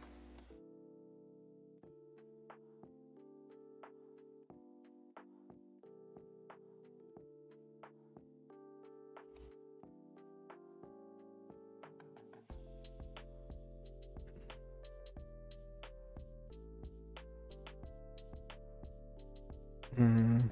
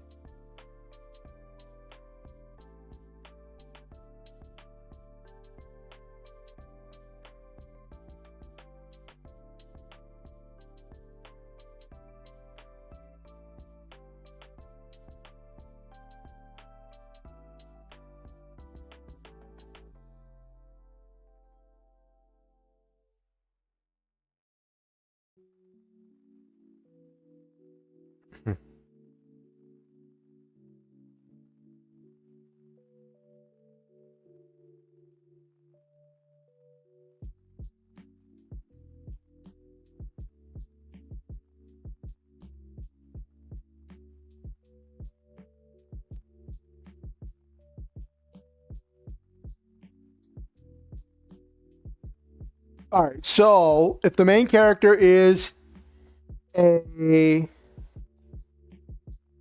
mech pilot, because of course he is, that means that the main story is going to be dealing with the members of the away team.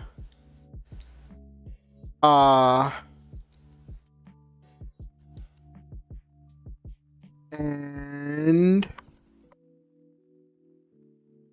those are the main ones he's going to be working with, and it's going to be dealing with his jobs piloting, and also his stuff dealing with the growing, because that's a duty that everybody shares.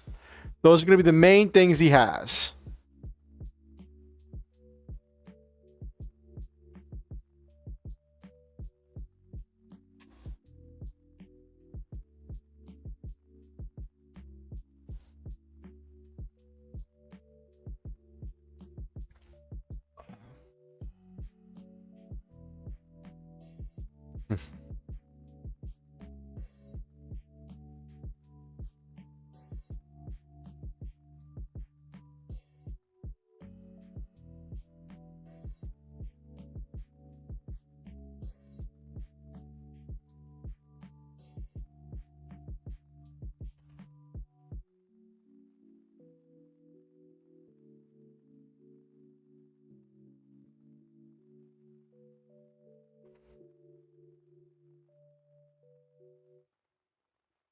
Four teams of 4.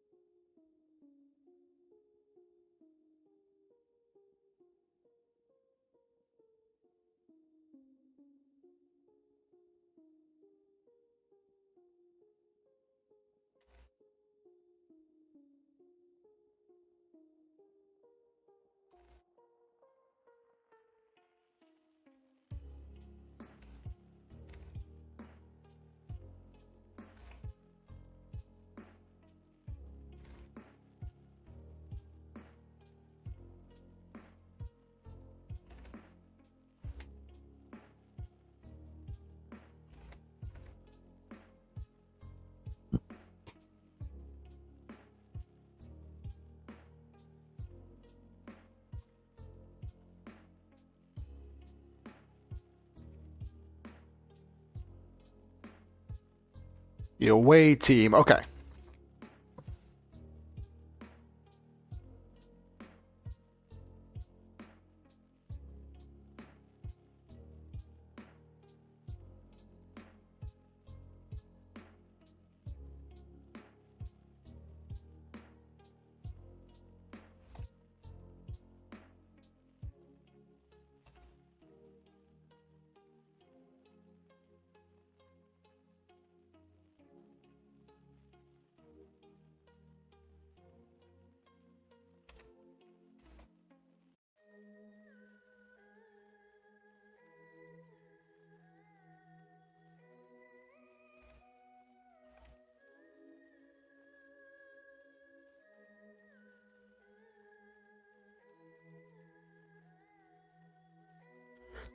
Each shuttles can transport up to 8 people or less.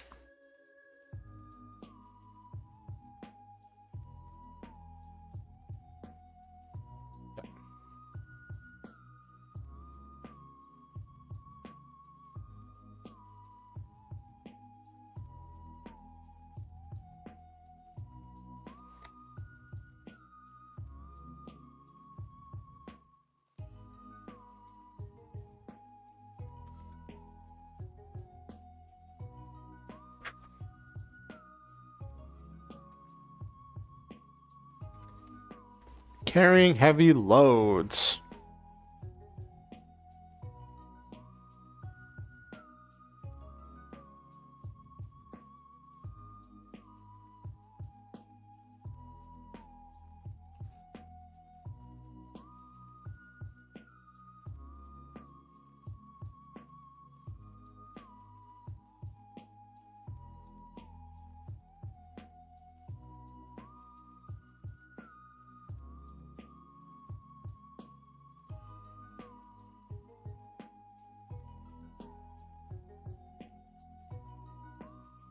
Okay.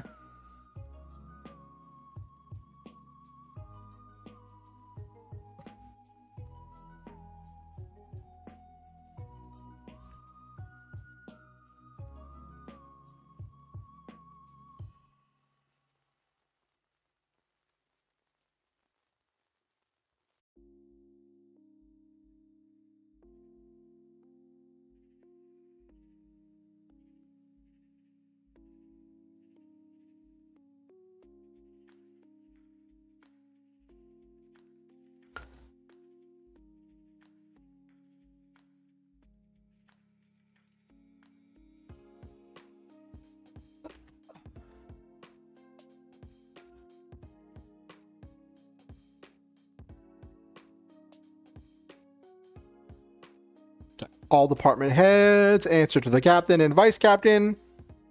Okay.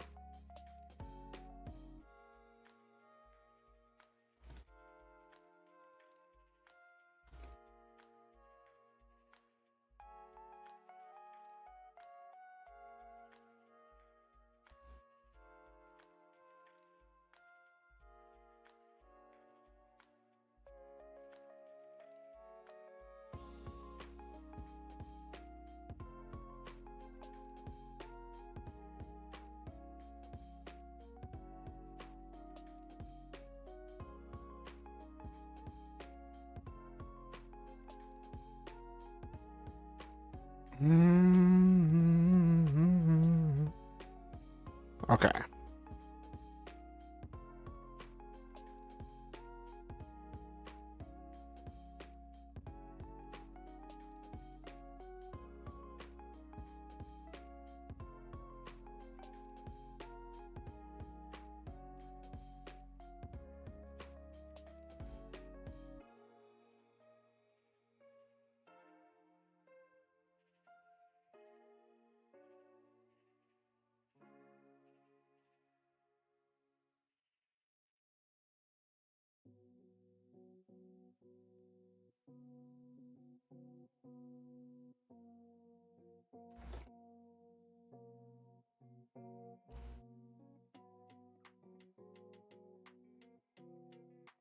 Maintains stealth systems. Okay.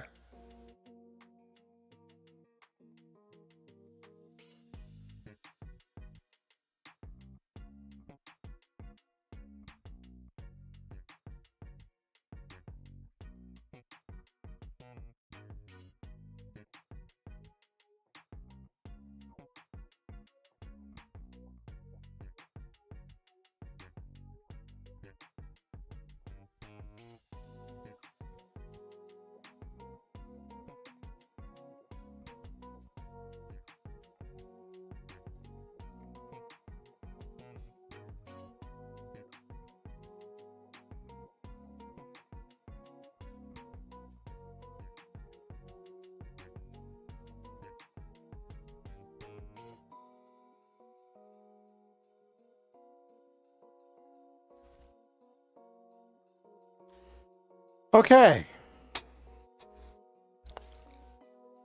We have a basic layout for a sci-fi ship and all the duties and roles on the sci-fi ship.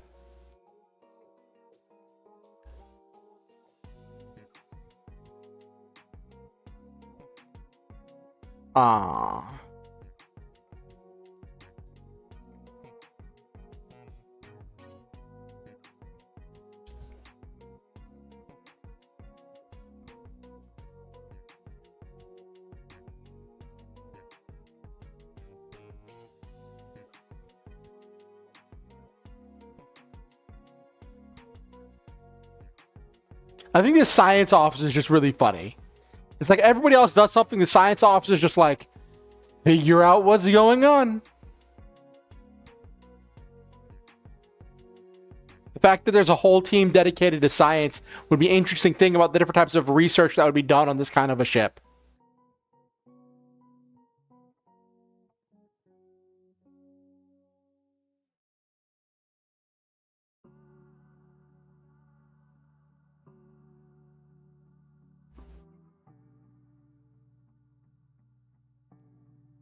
Okay. I don't know where I got the idea for 218 people, but I feel like it came together pretty well.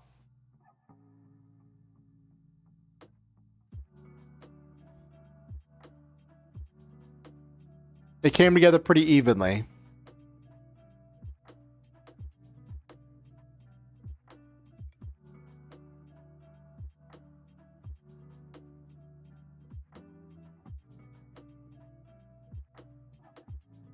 You're probably going to have people with power armor for mobility on the security team. Got the overstaffing built into the teams. Mental health professionals always going to have medics on hand.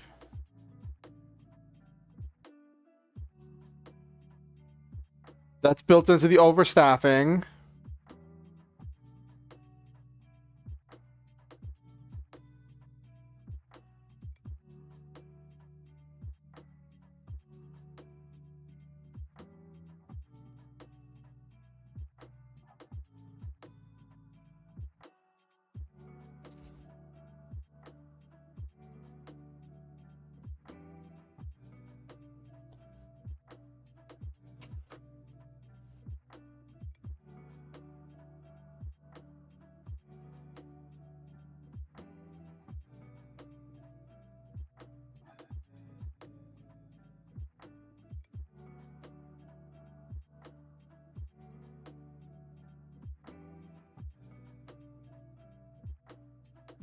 Okay.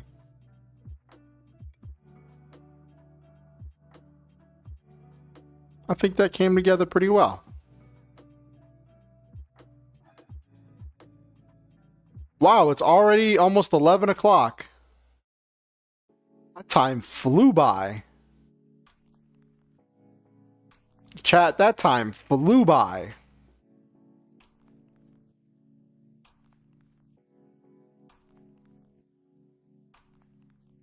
I didn't know if we were going to have enough content to get through tonight. Let me save this.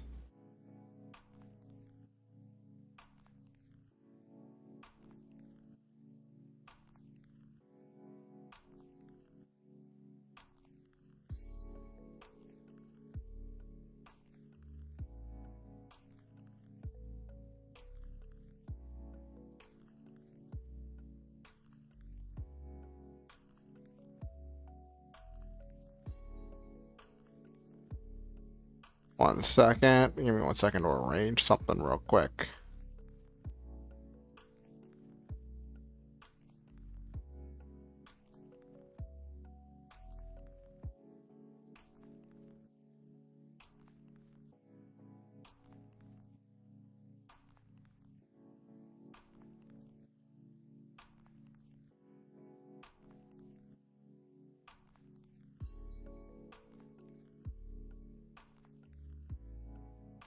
Okay, I had to move things around. Yeah, things did go by. It was a little bit slow at first. I will admit the whole stuff at first did go by pretty slow. But then we got rolling, and then I got to the stuff talking about different crew roles.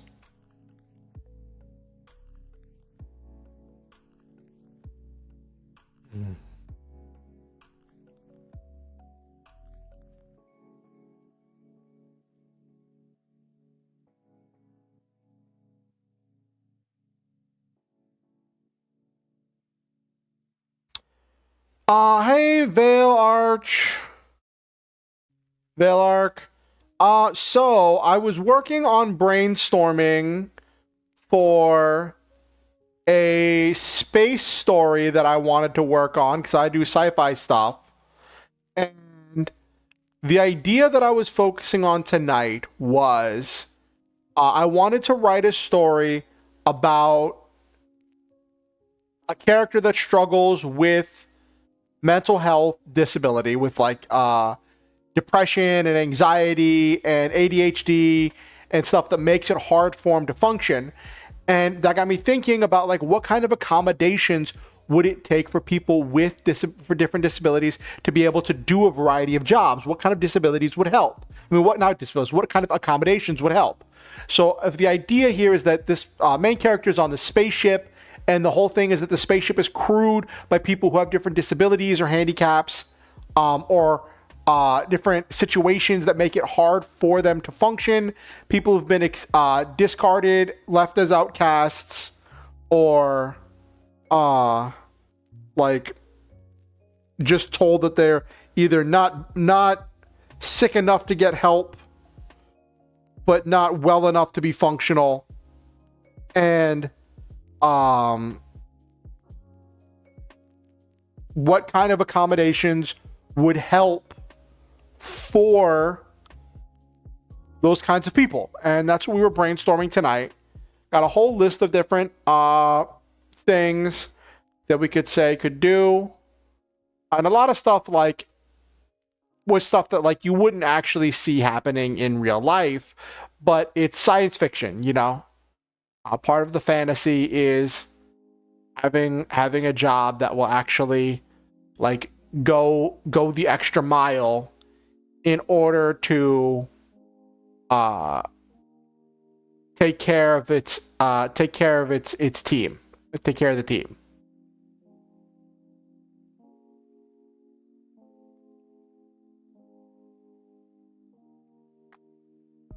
Then I spent some time outlining the different roles on the ship, the different departments, and how many people were on each team. Because the idea is that there's lots of people aboard the ship. Even though there's lots of automation, having additional people deals with one of the biggest things, which is like where you see a lot of times jobs will short staff, where they will say, we need 3 people, we expect to need 3 people to do this job, to do this shift. So, but we're only going to schedule 2 people, and we're going to pressure them into doing the work of 3 people in order to save money on what we would pay that third person. This takes that a different direction, which says this, looks like it needs 3 people, so we're going to assign 6 people.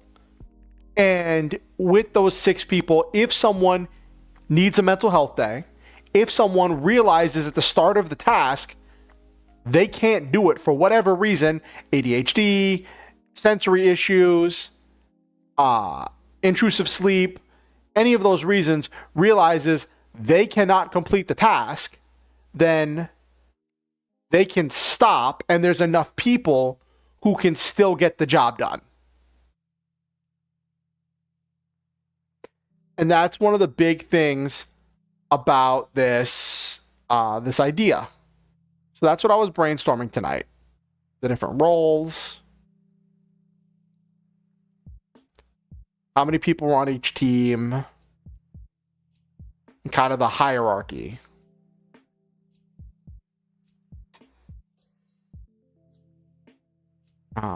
And it came together pretty well.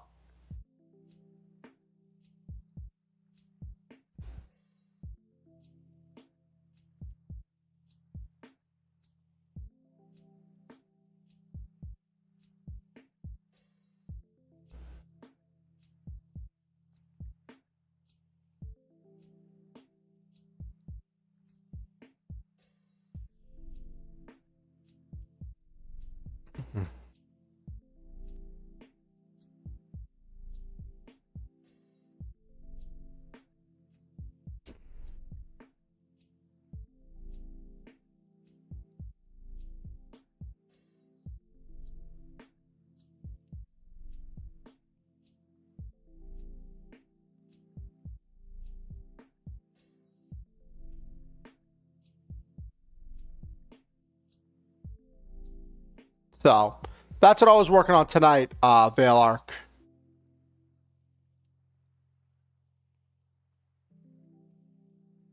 And I think stuff came together really well.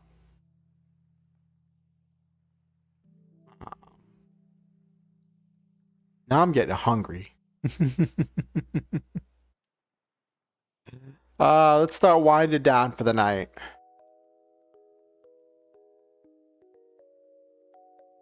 I didn't get anything put into like outlining the actual story, but got a lot of stuff listed. Got a lot of ideas.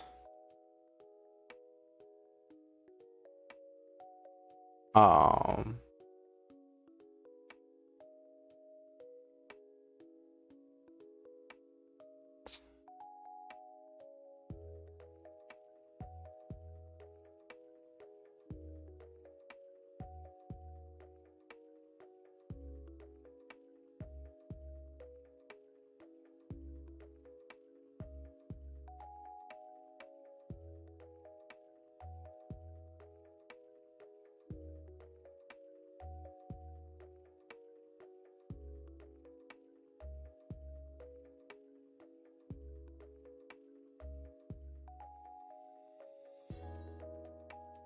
um,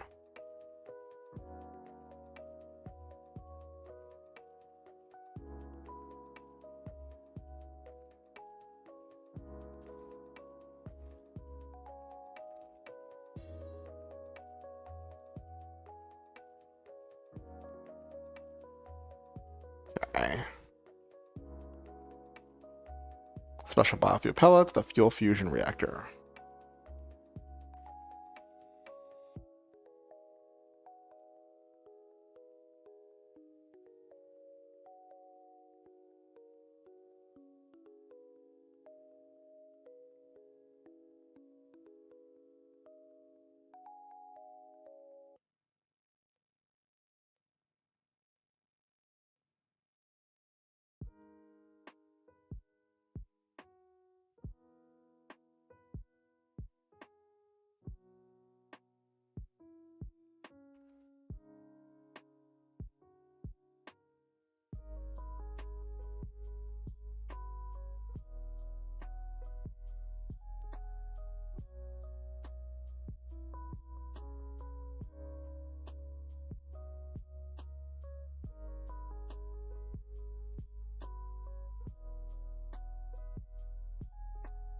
Okay.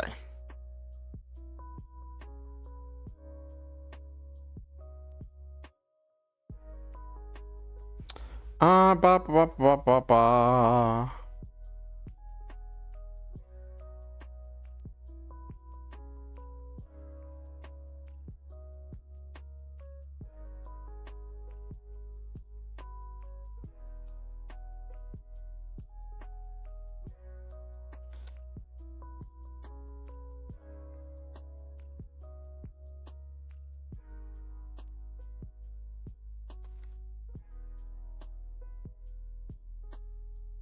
Yeah, I did. I did, Goldfish. I got a lot of reviews and stuff from a couple people and trimmed down the story a lot. And I submitted it. I feel a little bit weird about it, Goldfish, because like I originally started with a sci-fi story, and then like as I got people to read it and give me feedback on it, right? People were giving me suggestions for how to redo it and lean more into the horror aspect, because it was a horror, like there was a theme. And the more I ended up leaning into the horror aspect, the kind of like less and less stuff was in there as like the sci-fi stuff. And the sci-fi exposition that I really liked, I ended up removing to try to like maintain pace and tension and atmosphere. And like like it made it more horror, but it wasn't like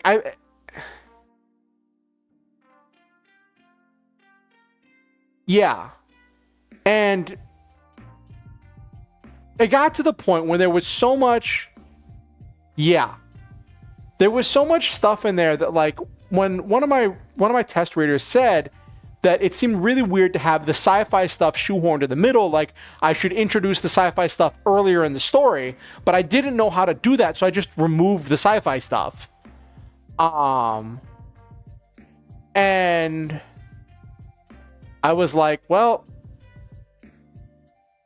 hurt my feelings, I guess. And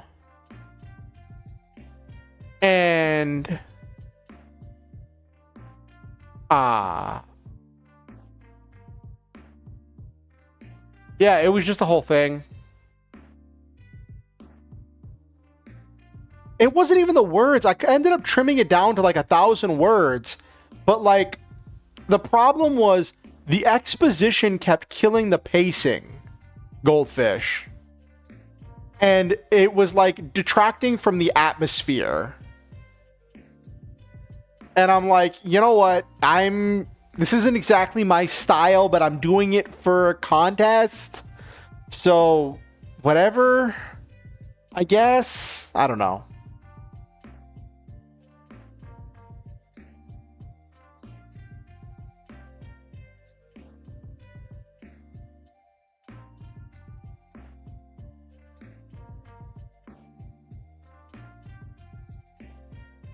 Because the thing is, if it gets chosen, so how the contest is gonna work.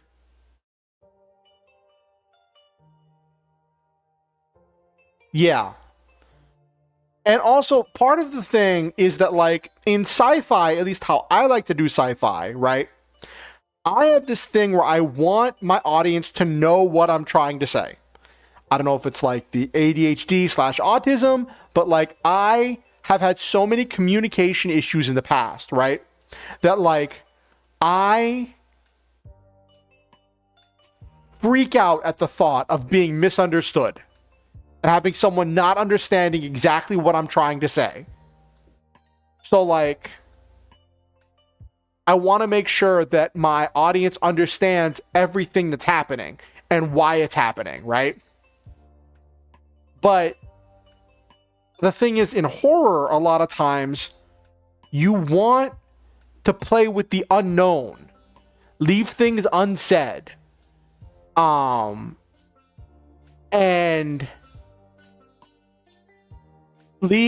build this atmosphere of like letting the person's imagination fill in something more horrific than you could imagine, than you could create. And like, after I did that, right?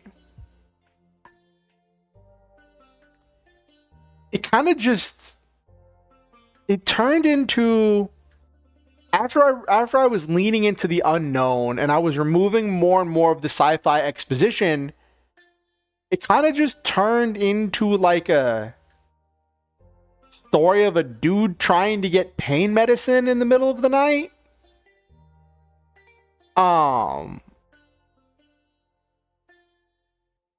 And needing to get it from someone who's harvesting it from dead people.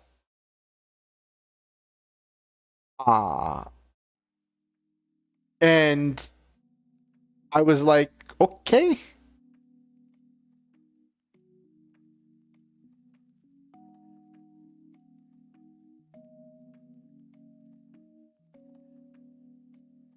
Nice.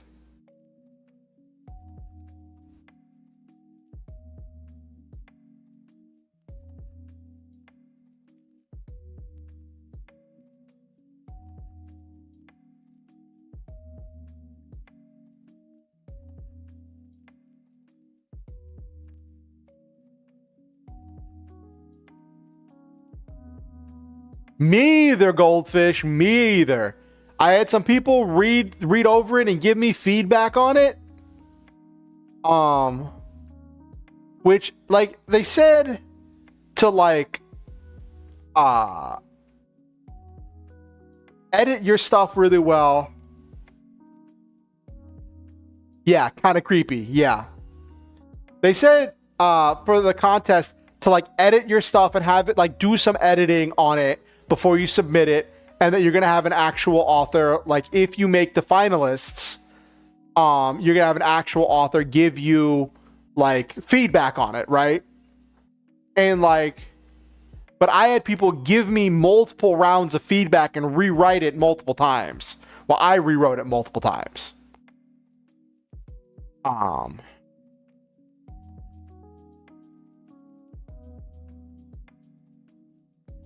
So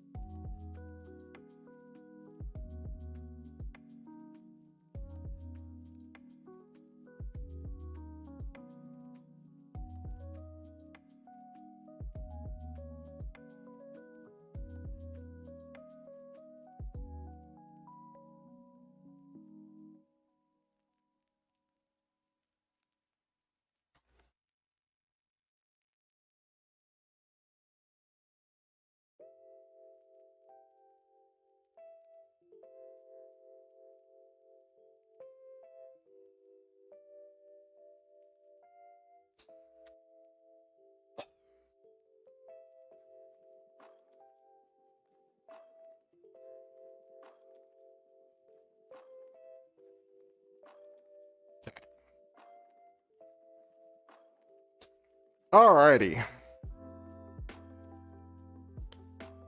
Let's switch over to the Just Chatting stream. Just Chatting channel. But yeah, we'll see what happens, Goldfish. I keep having anxiety where I'm just like, did I submit that properly? Did I submit that properly? You know?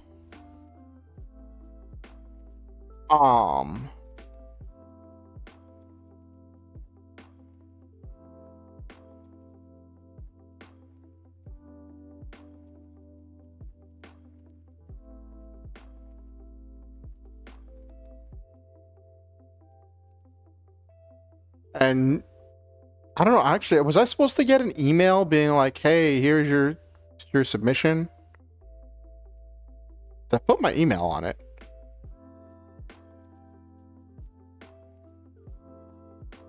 That actually got me thinking. Let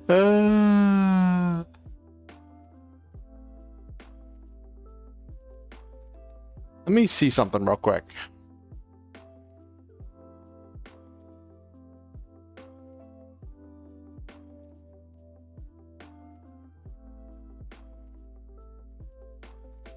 Yeah, only the 12. Yeah, but I was thinking. Yeah, they did seem really but I wanted to see if it was a thing where like Google Forms would send you a thing saying you've submitted a thing for this you've submitted a thing for your thing.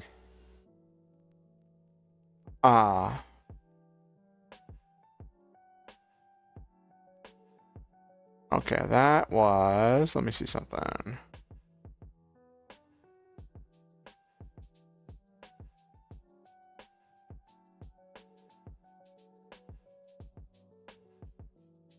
Do I see?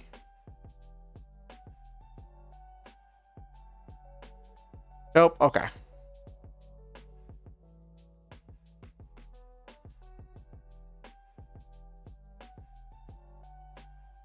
Yeah, I didn't get a confirmation email either, so I'm like, I was just freaking out. I was like, wait, did I put the right email on there?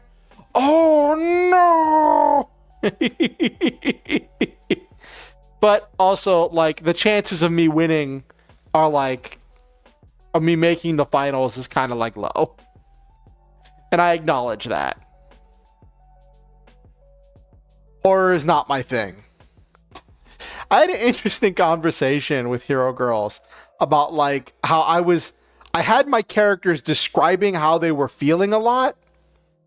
And we talked about the fact that like I don't do subtext because I want people to understand what's happening.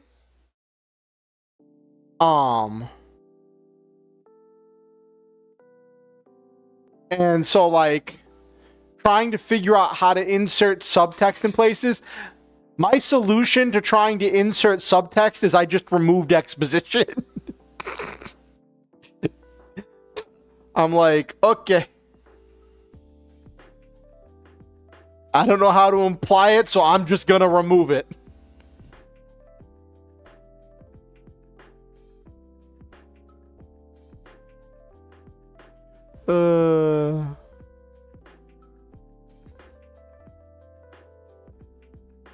We'll see if it works. We'll see if it works, Goldfish. We'll see.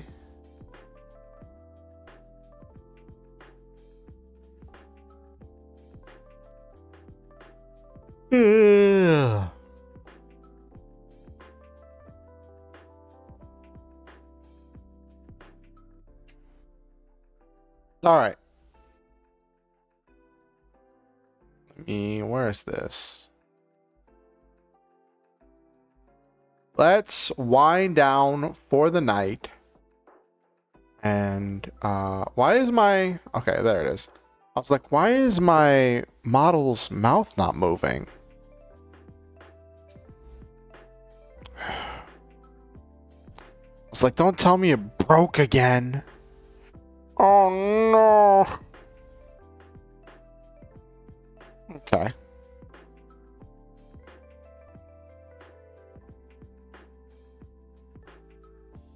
There's so many TTRPGs I want to buy.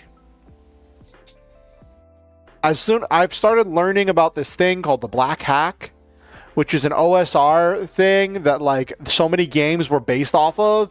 That's like really streamlined and rules light. And there's one called the Space Hack that's only like $2 that like has all of this stuff for like sci-fi stories. And I'm like, oh, that's so interesting. And there's this one called the Mecha Hack that I want to get. And all that jazz. But I have bills to pay before I can spend money on anything else. You know what I mean? I gotta make sure I'm gonna need to borrow money. RPGs are great inspiration. They give me so many thoughts and ideas.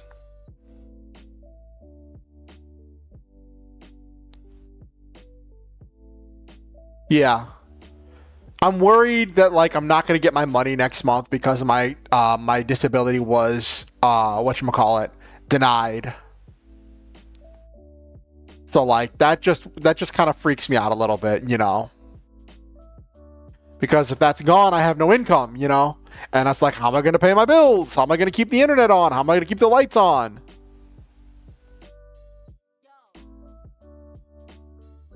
Yeah. Yep.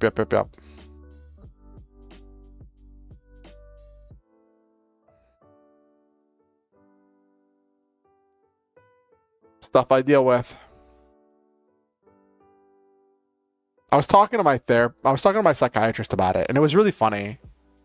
Because like I was talking to my psychiatrist about it, and I was finally just really honest with her about like the stuff that I'm dealing with. And like there was the whole thing where like she hadn't been super supportive of like a lot of my struggles with like me trying to get disability, right? But then when I was like really honest about like all this stuff happening and all the depression and all the stuff that's been kicking my butt, she was like, oh, well, let's get you on another antidepressant. And I was like, okay, thank you. Except now I have to go off of my anti-anxiety medicine. She's like, it'll be too much to have you on this depressant and the anti-anxiety medicine. Because you're already on another antidepressant.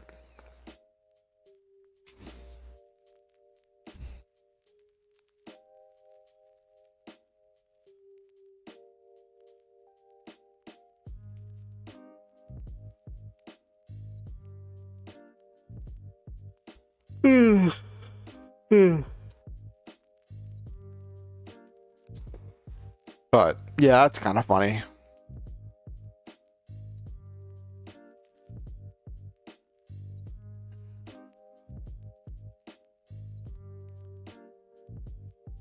Yeah, pretty much. Pretty much, Goldfish. Pretty much.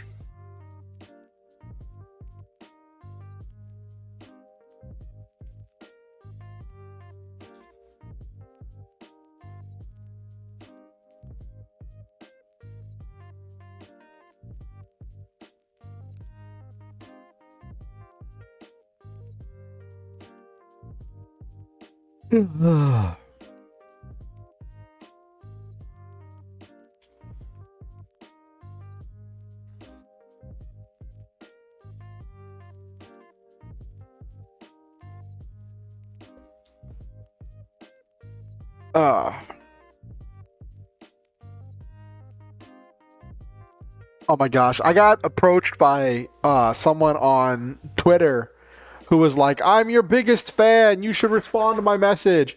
And I'm like, sure, whatever. And they start talking about like all this stuff about like, hey, your videos are like really great, but you're not getting the views and stuff that you really should be. I'm like, gee, thanks. And it was saying in like ESL kind of stuff, like views and likes and comments are not coming to your content.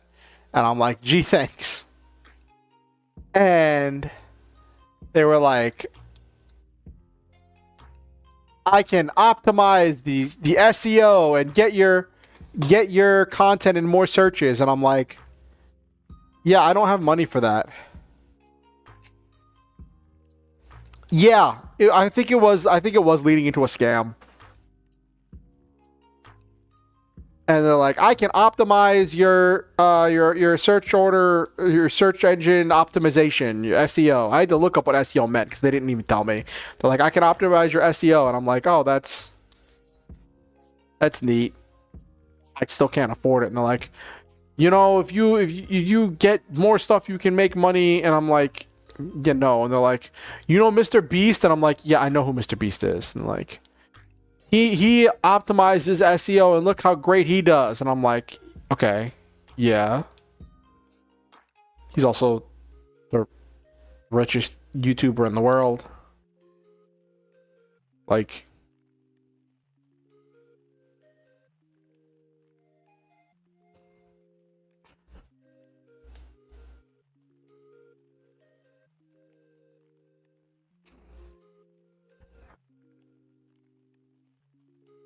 yeah.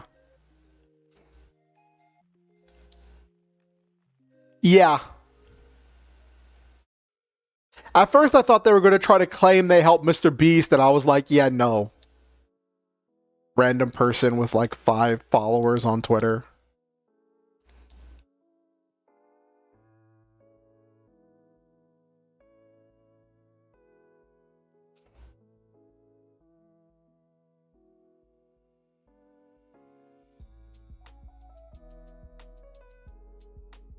One of these days, I'll actually learn how SEO works and try playing the YouTuber game. Like, I've noticed that, like, since I started doing the... yeah, it was definitely shady. Like, I've noticed that since I started doing the whole asking people to like my stream in the middle of the stream or, like, the early part of the stream... my streams have been getting more views. I've been getting more stuff in the algorithm, and I'm like, okay, so I'm increasing just by getting likes during the start of the stream. Like, the algorithm's been showing me some love, and I've been having new people come in and people come to my content and stuff, and I'm like, that's cool, right? But it's just like, gotta take it one step at a time, you know what I mean? Gotta learn. I know some people have like done so much stuff with like optimizing their search order, the search engine stuff. I know it's a whole thing. Like you said, a game of keywords and trends. There are writing streamers, like I don't get a whole lot of traction.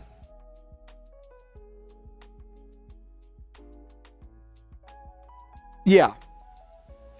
Like, if I look on Twitch right now to look in the writing category.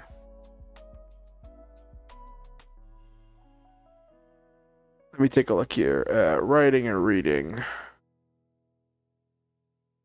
The highest viewing person on the writing and reading section has, oh, there's one person who's got like 200 some odd.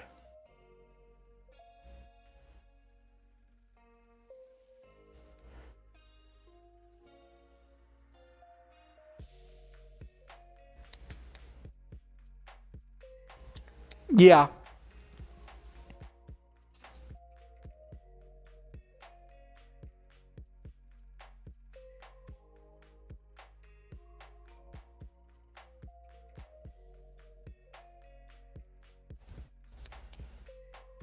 But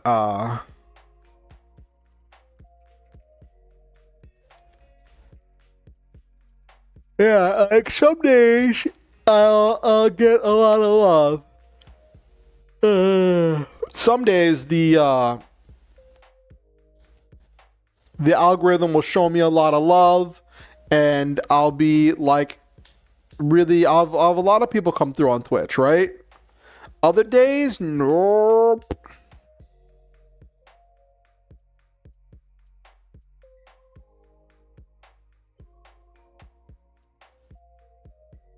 Yeah.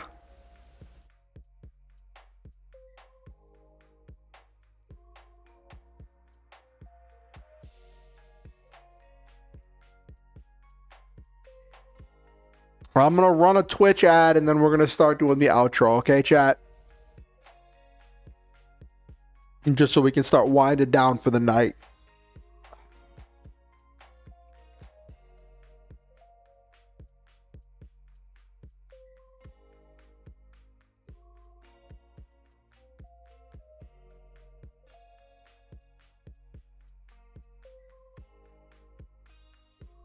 Yeah, there are some great male VTubers.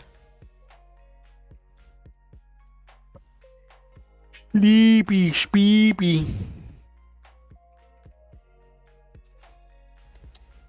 Yep.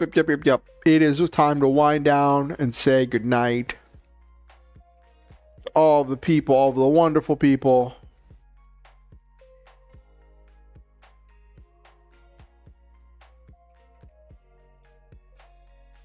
All the wonderful, wonderful people. Okay, let me check something real quick.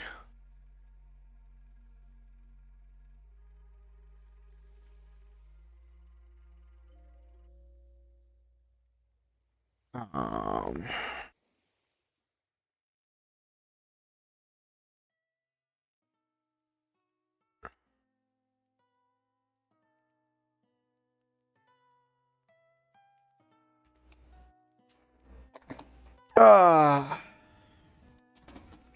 we'll see, we'll see, we'll see, we'll see.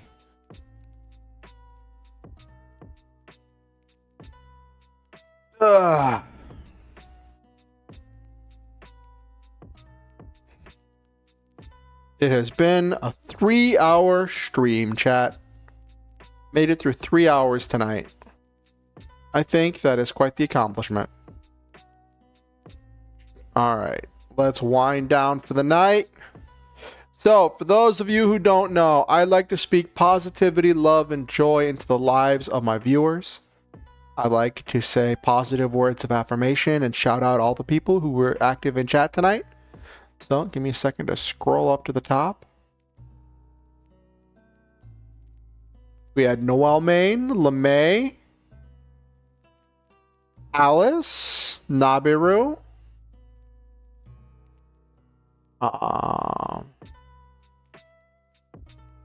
Goldfish. What else did we have? I think we had Jesus. Multi-Star Chick was here.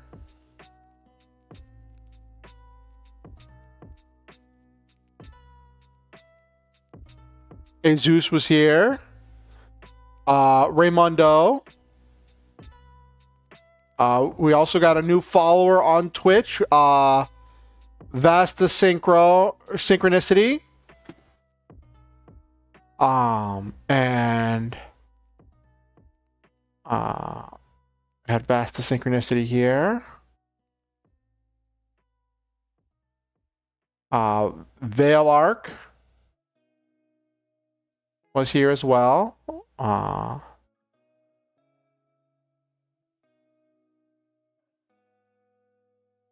So, to all of these people who were active in chat tonight, thank you for your participation. It really helps make the night go by. It helps make the experience so great. I wouldn't be able to do this without all of your input. And to all the people who watched and lurked and just kind of watched in the background, I appreciate all of you. Your views, your attention helps with the algorithm, and I appreciate your patience and your participation in your own way. And to all the people who watch the VOD afterwards, I appreciate your views, your likes, your comments. It helps with the growth of the channel as we work and chug towards trying to grow the channel. Like, my ideal dream would be to hit monetization on YouTube, because that is where 90% of my viewership is, right? I'm monetized on Twitch, but like I get almost nobody watching me on Twitch. There's almost no discoverability. 90% of my viewership is on YouTube, so I would like to grow, and the minimum thing to get monetization turned on YouTube is at least 500 subscribers, which then turns on super chats and memberships, which that'll be interesting. But we're at 300, so we're gonna celebrate that once I was planning to do this week to do the cursed food stream, but then everything happened with the disability and with the disability denial and all that other stuff, threw everything in the air. It's just been chaos trying to figure this stuff out. So I'm just trying to figure all that out. But anyway, I appreciate all of you. To everyone watching, to all of you, I want you all to know that I love all of you, and I believe in each and every one of you. I believe that you are a truly valuable, one-of-a-kind individual, and that you make this world a better place by living in it in your own special way. You matter. You are important. You are valued. You are loved.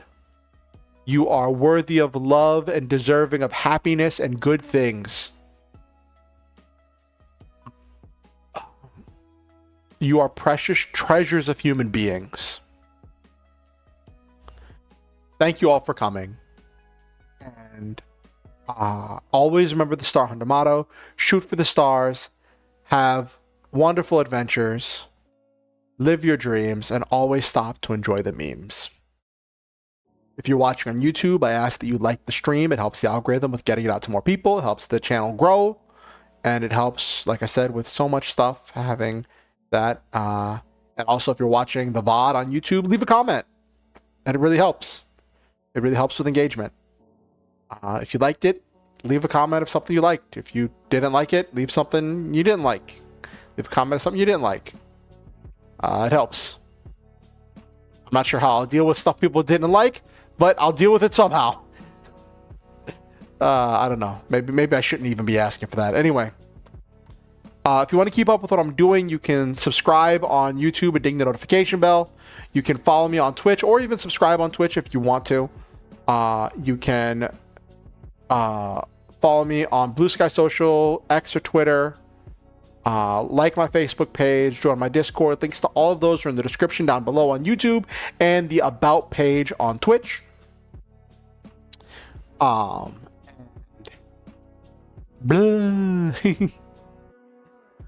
If you want to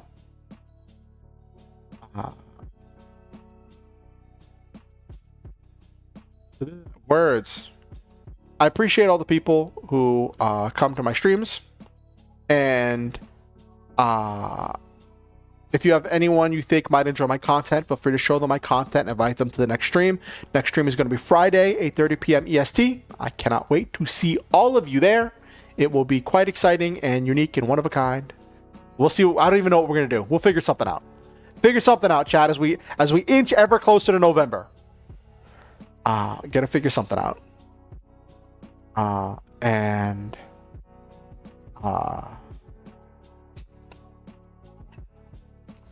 While that's being dealt with, words.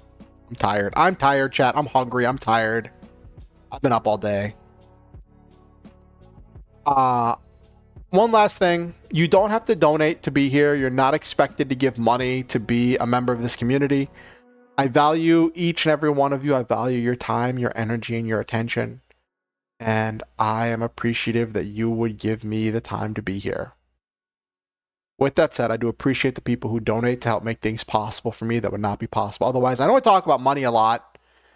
That's because I live in a world that needs money to survive.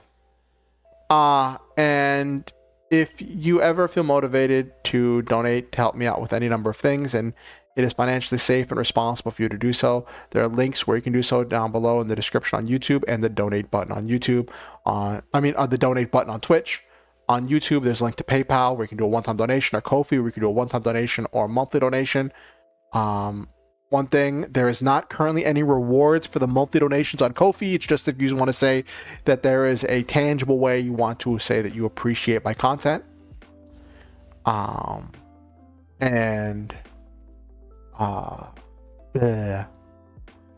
The donate button on Twitch just takes you to Ko-fi where you can again do a one-time donation or a monthly donation. Thank you all for coming. Have yourselves a wonderful night. And I will see all of you on Friday. Let me see. Thank you for the good vibes. Thank you for the good vibes. Do we have anybody? Let's see if we have anybody to go raid. If any of my friends are live that we can go raid on Twitch.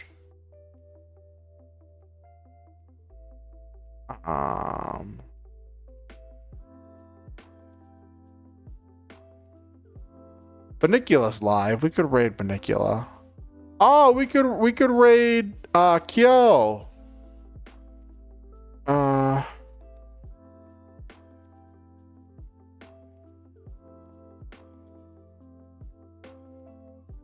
Raid Kyo. Yeah. Kyo is doing some front mission. I know his name is like Ray Shadow 278, but like he's actually Kyo, I believe is the name. Let me do Ray channel. Here we go.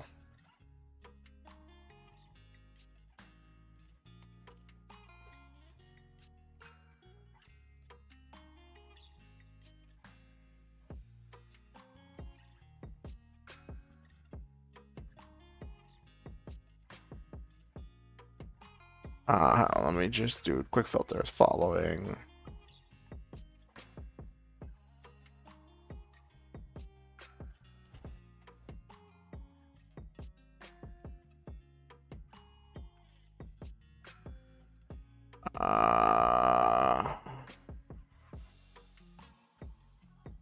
Here we go. Ray Shadow. Okay, here we go.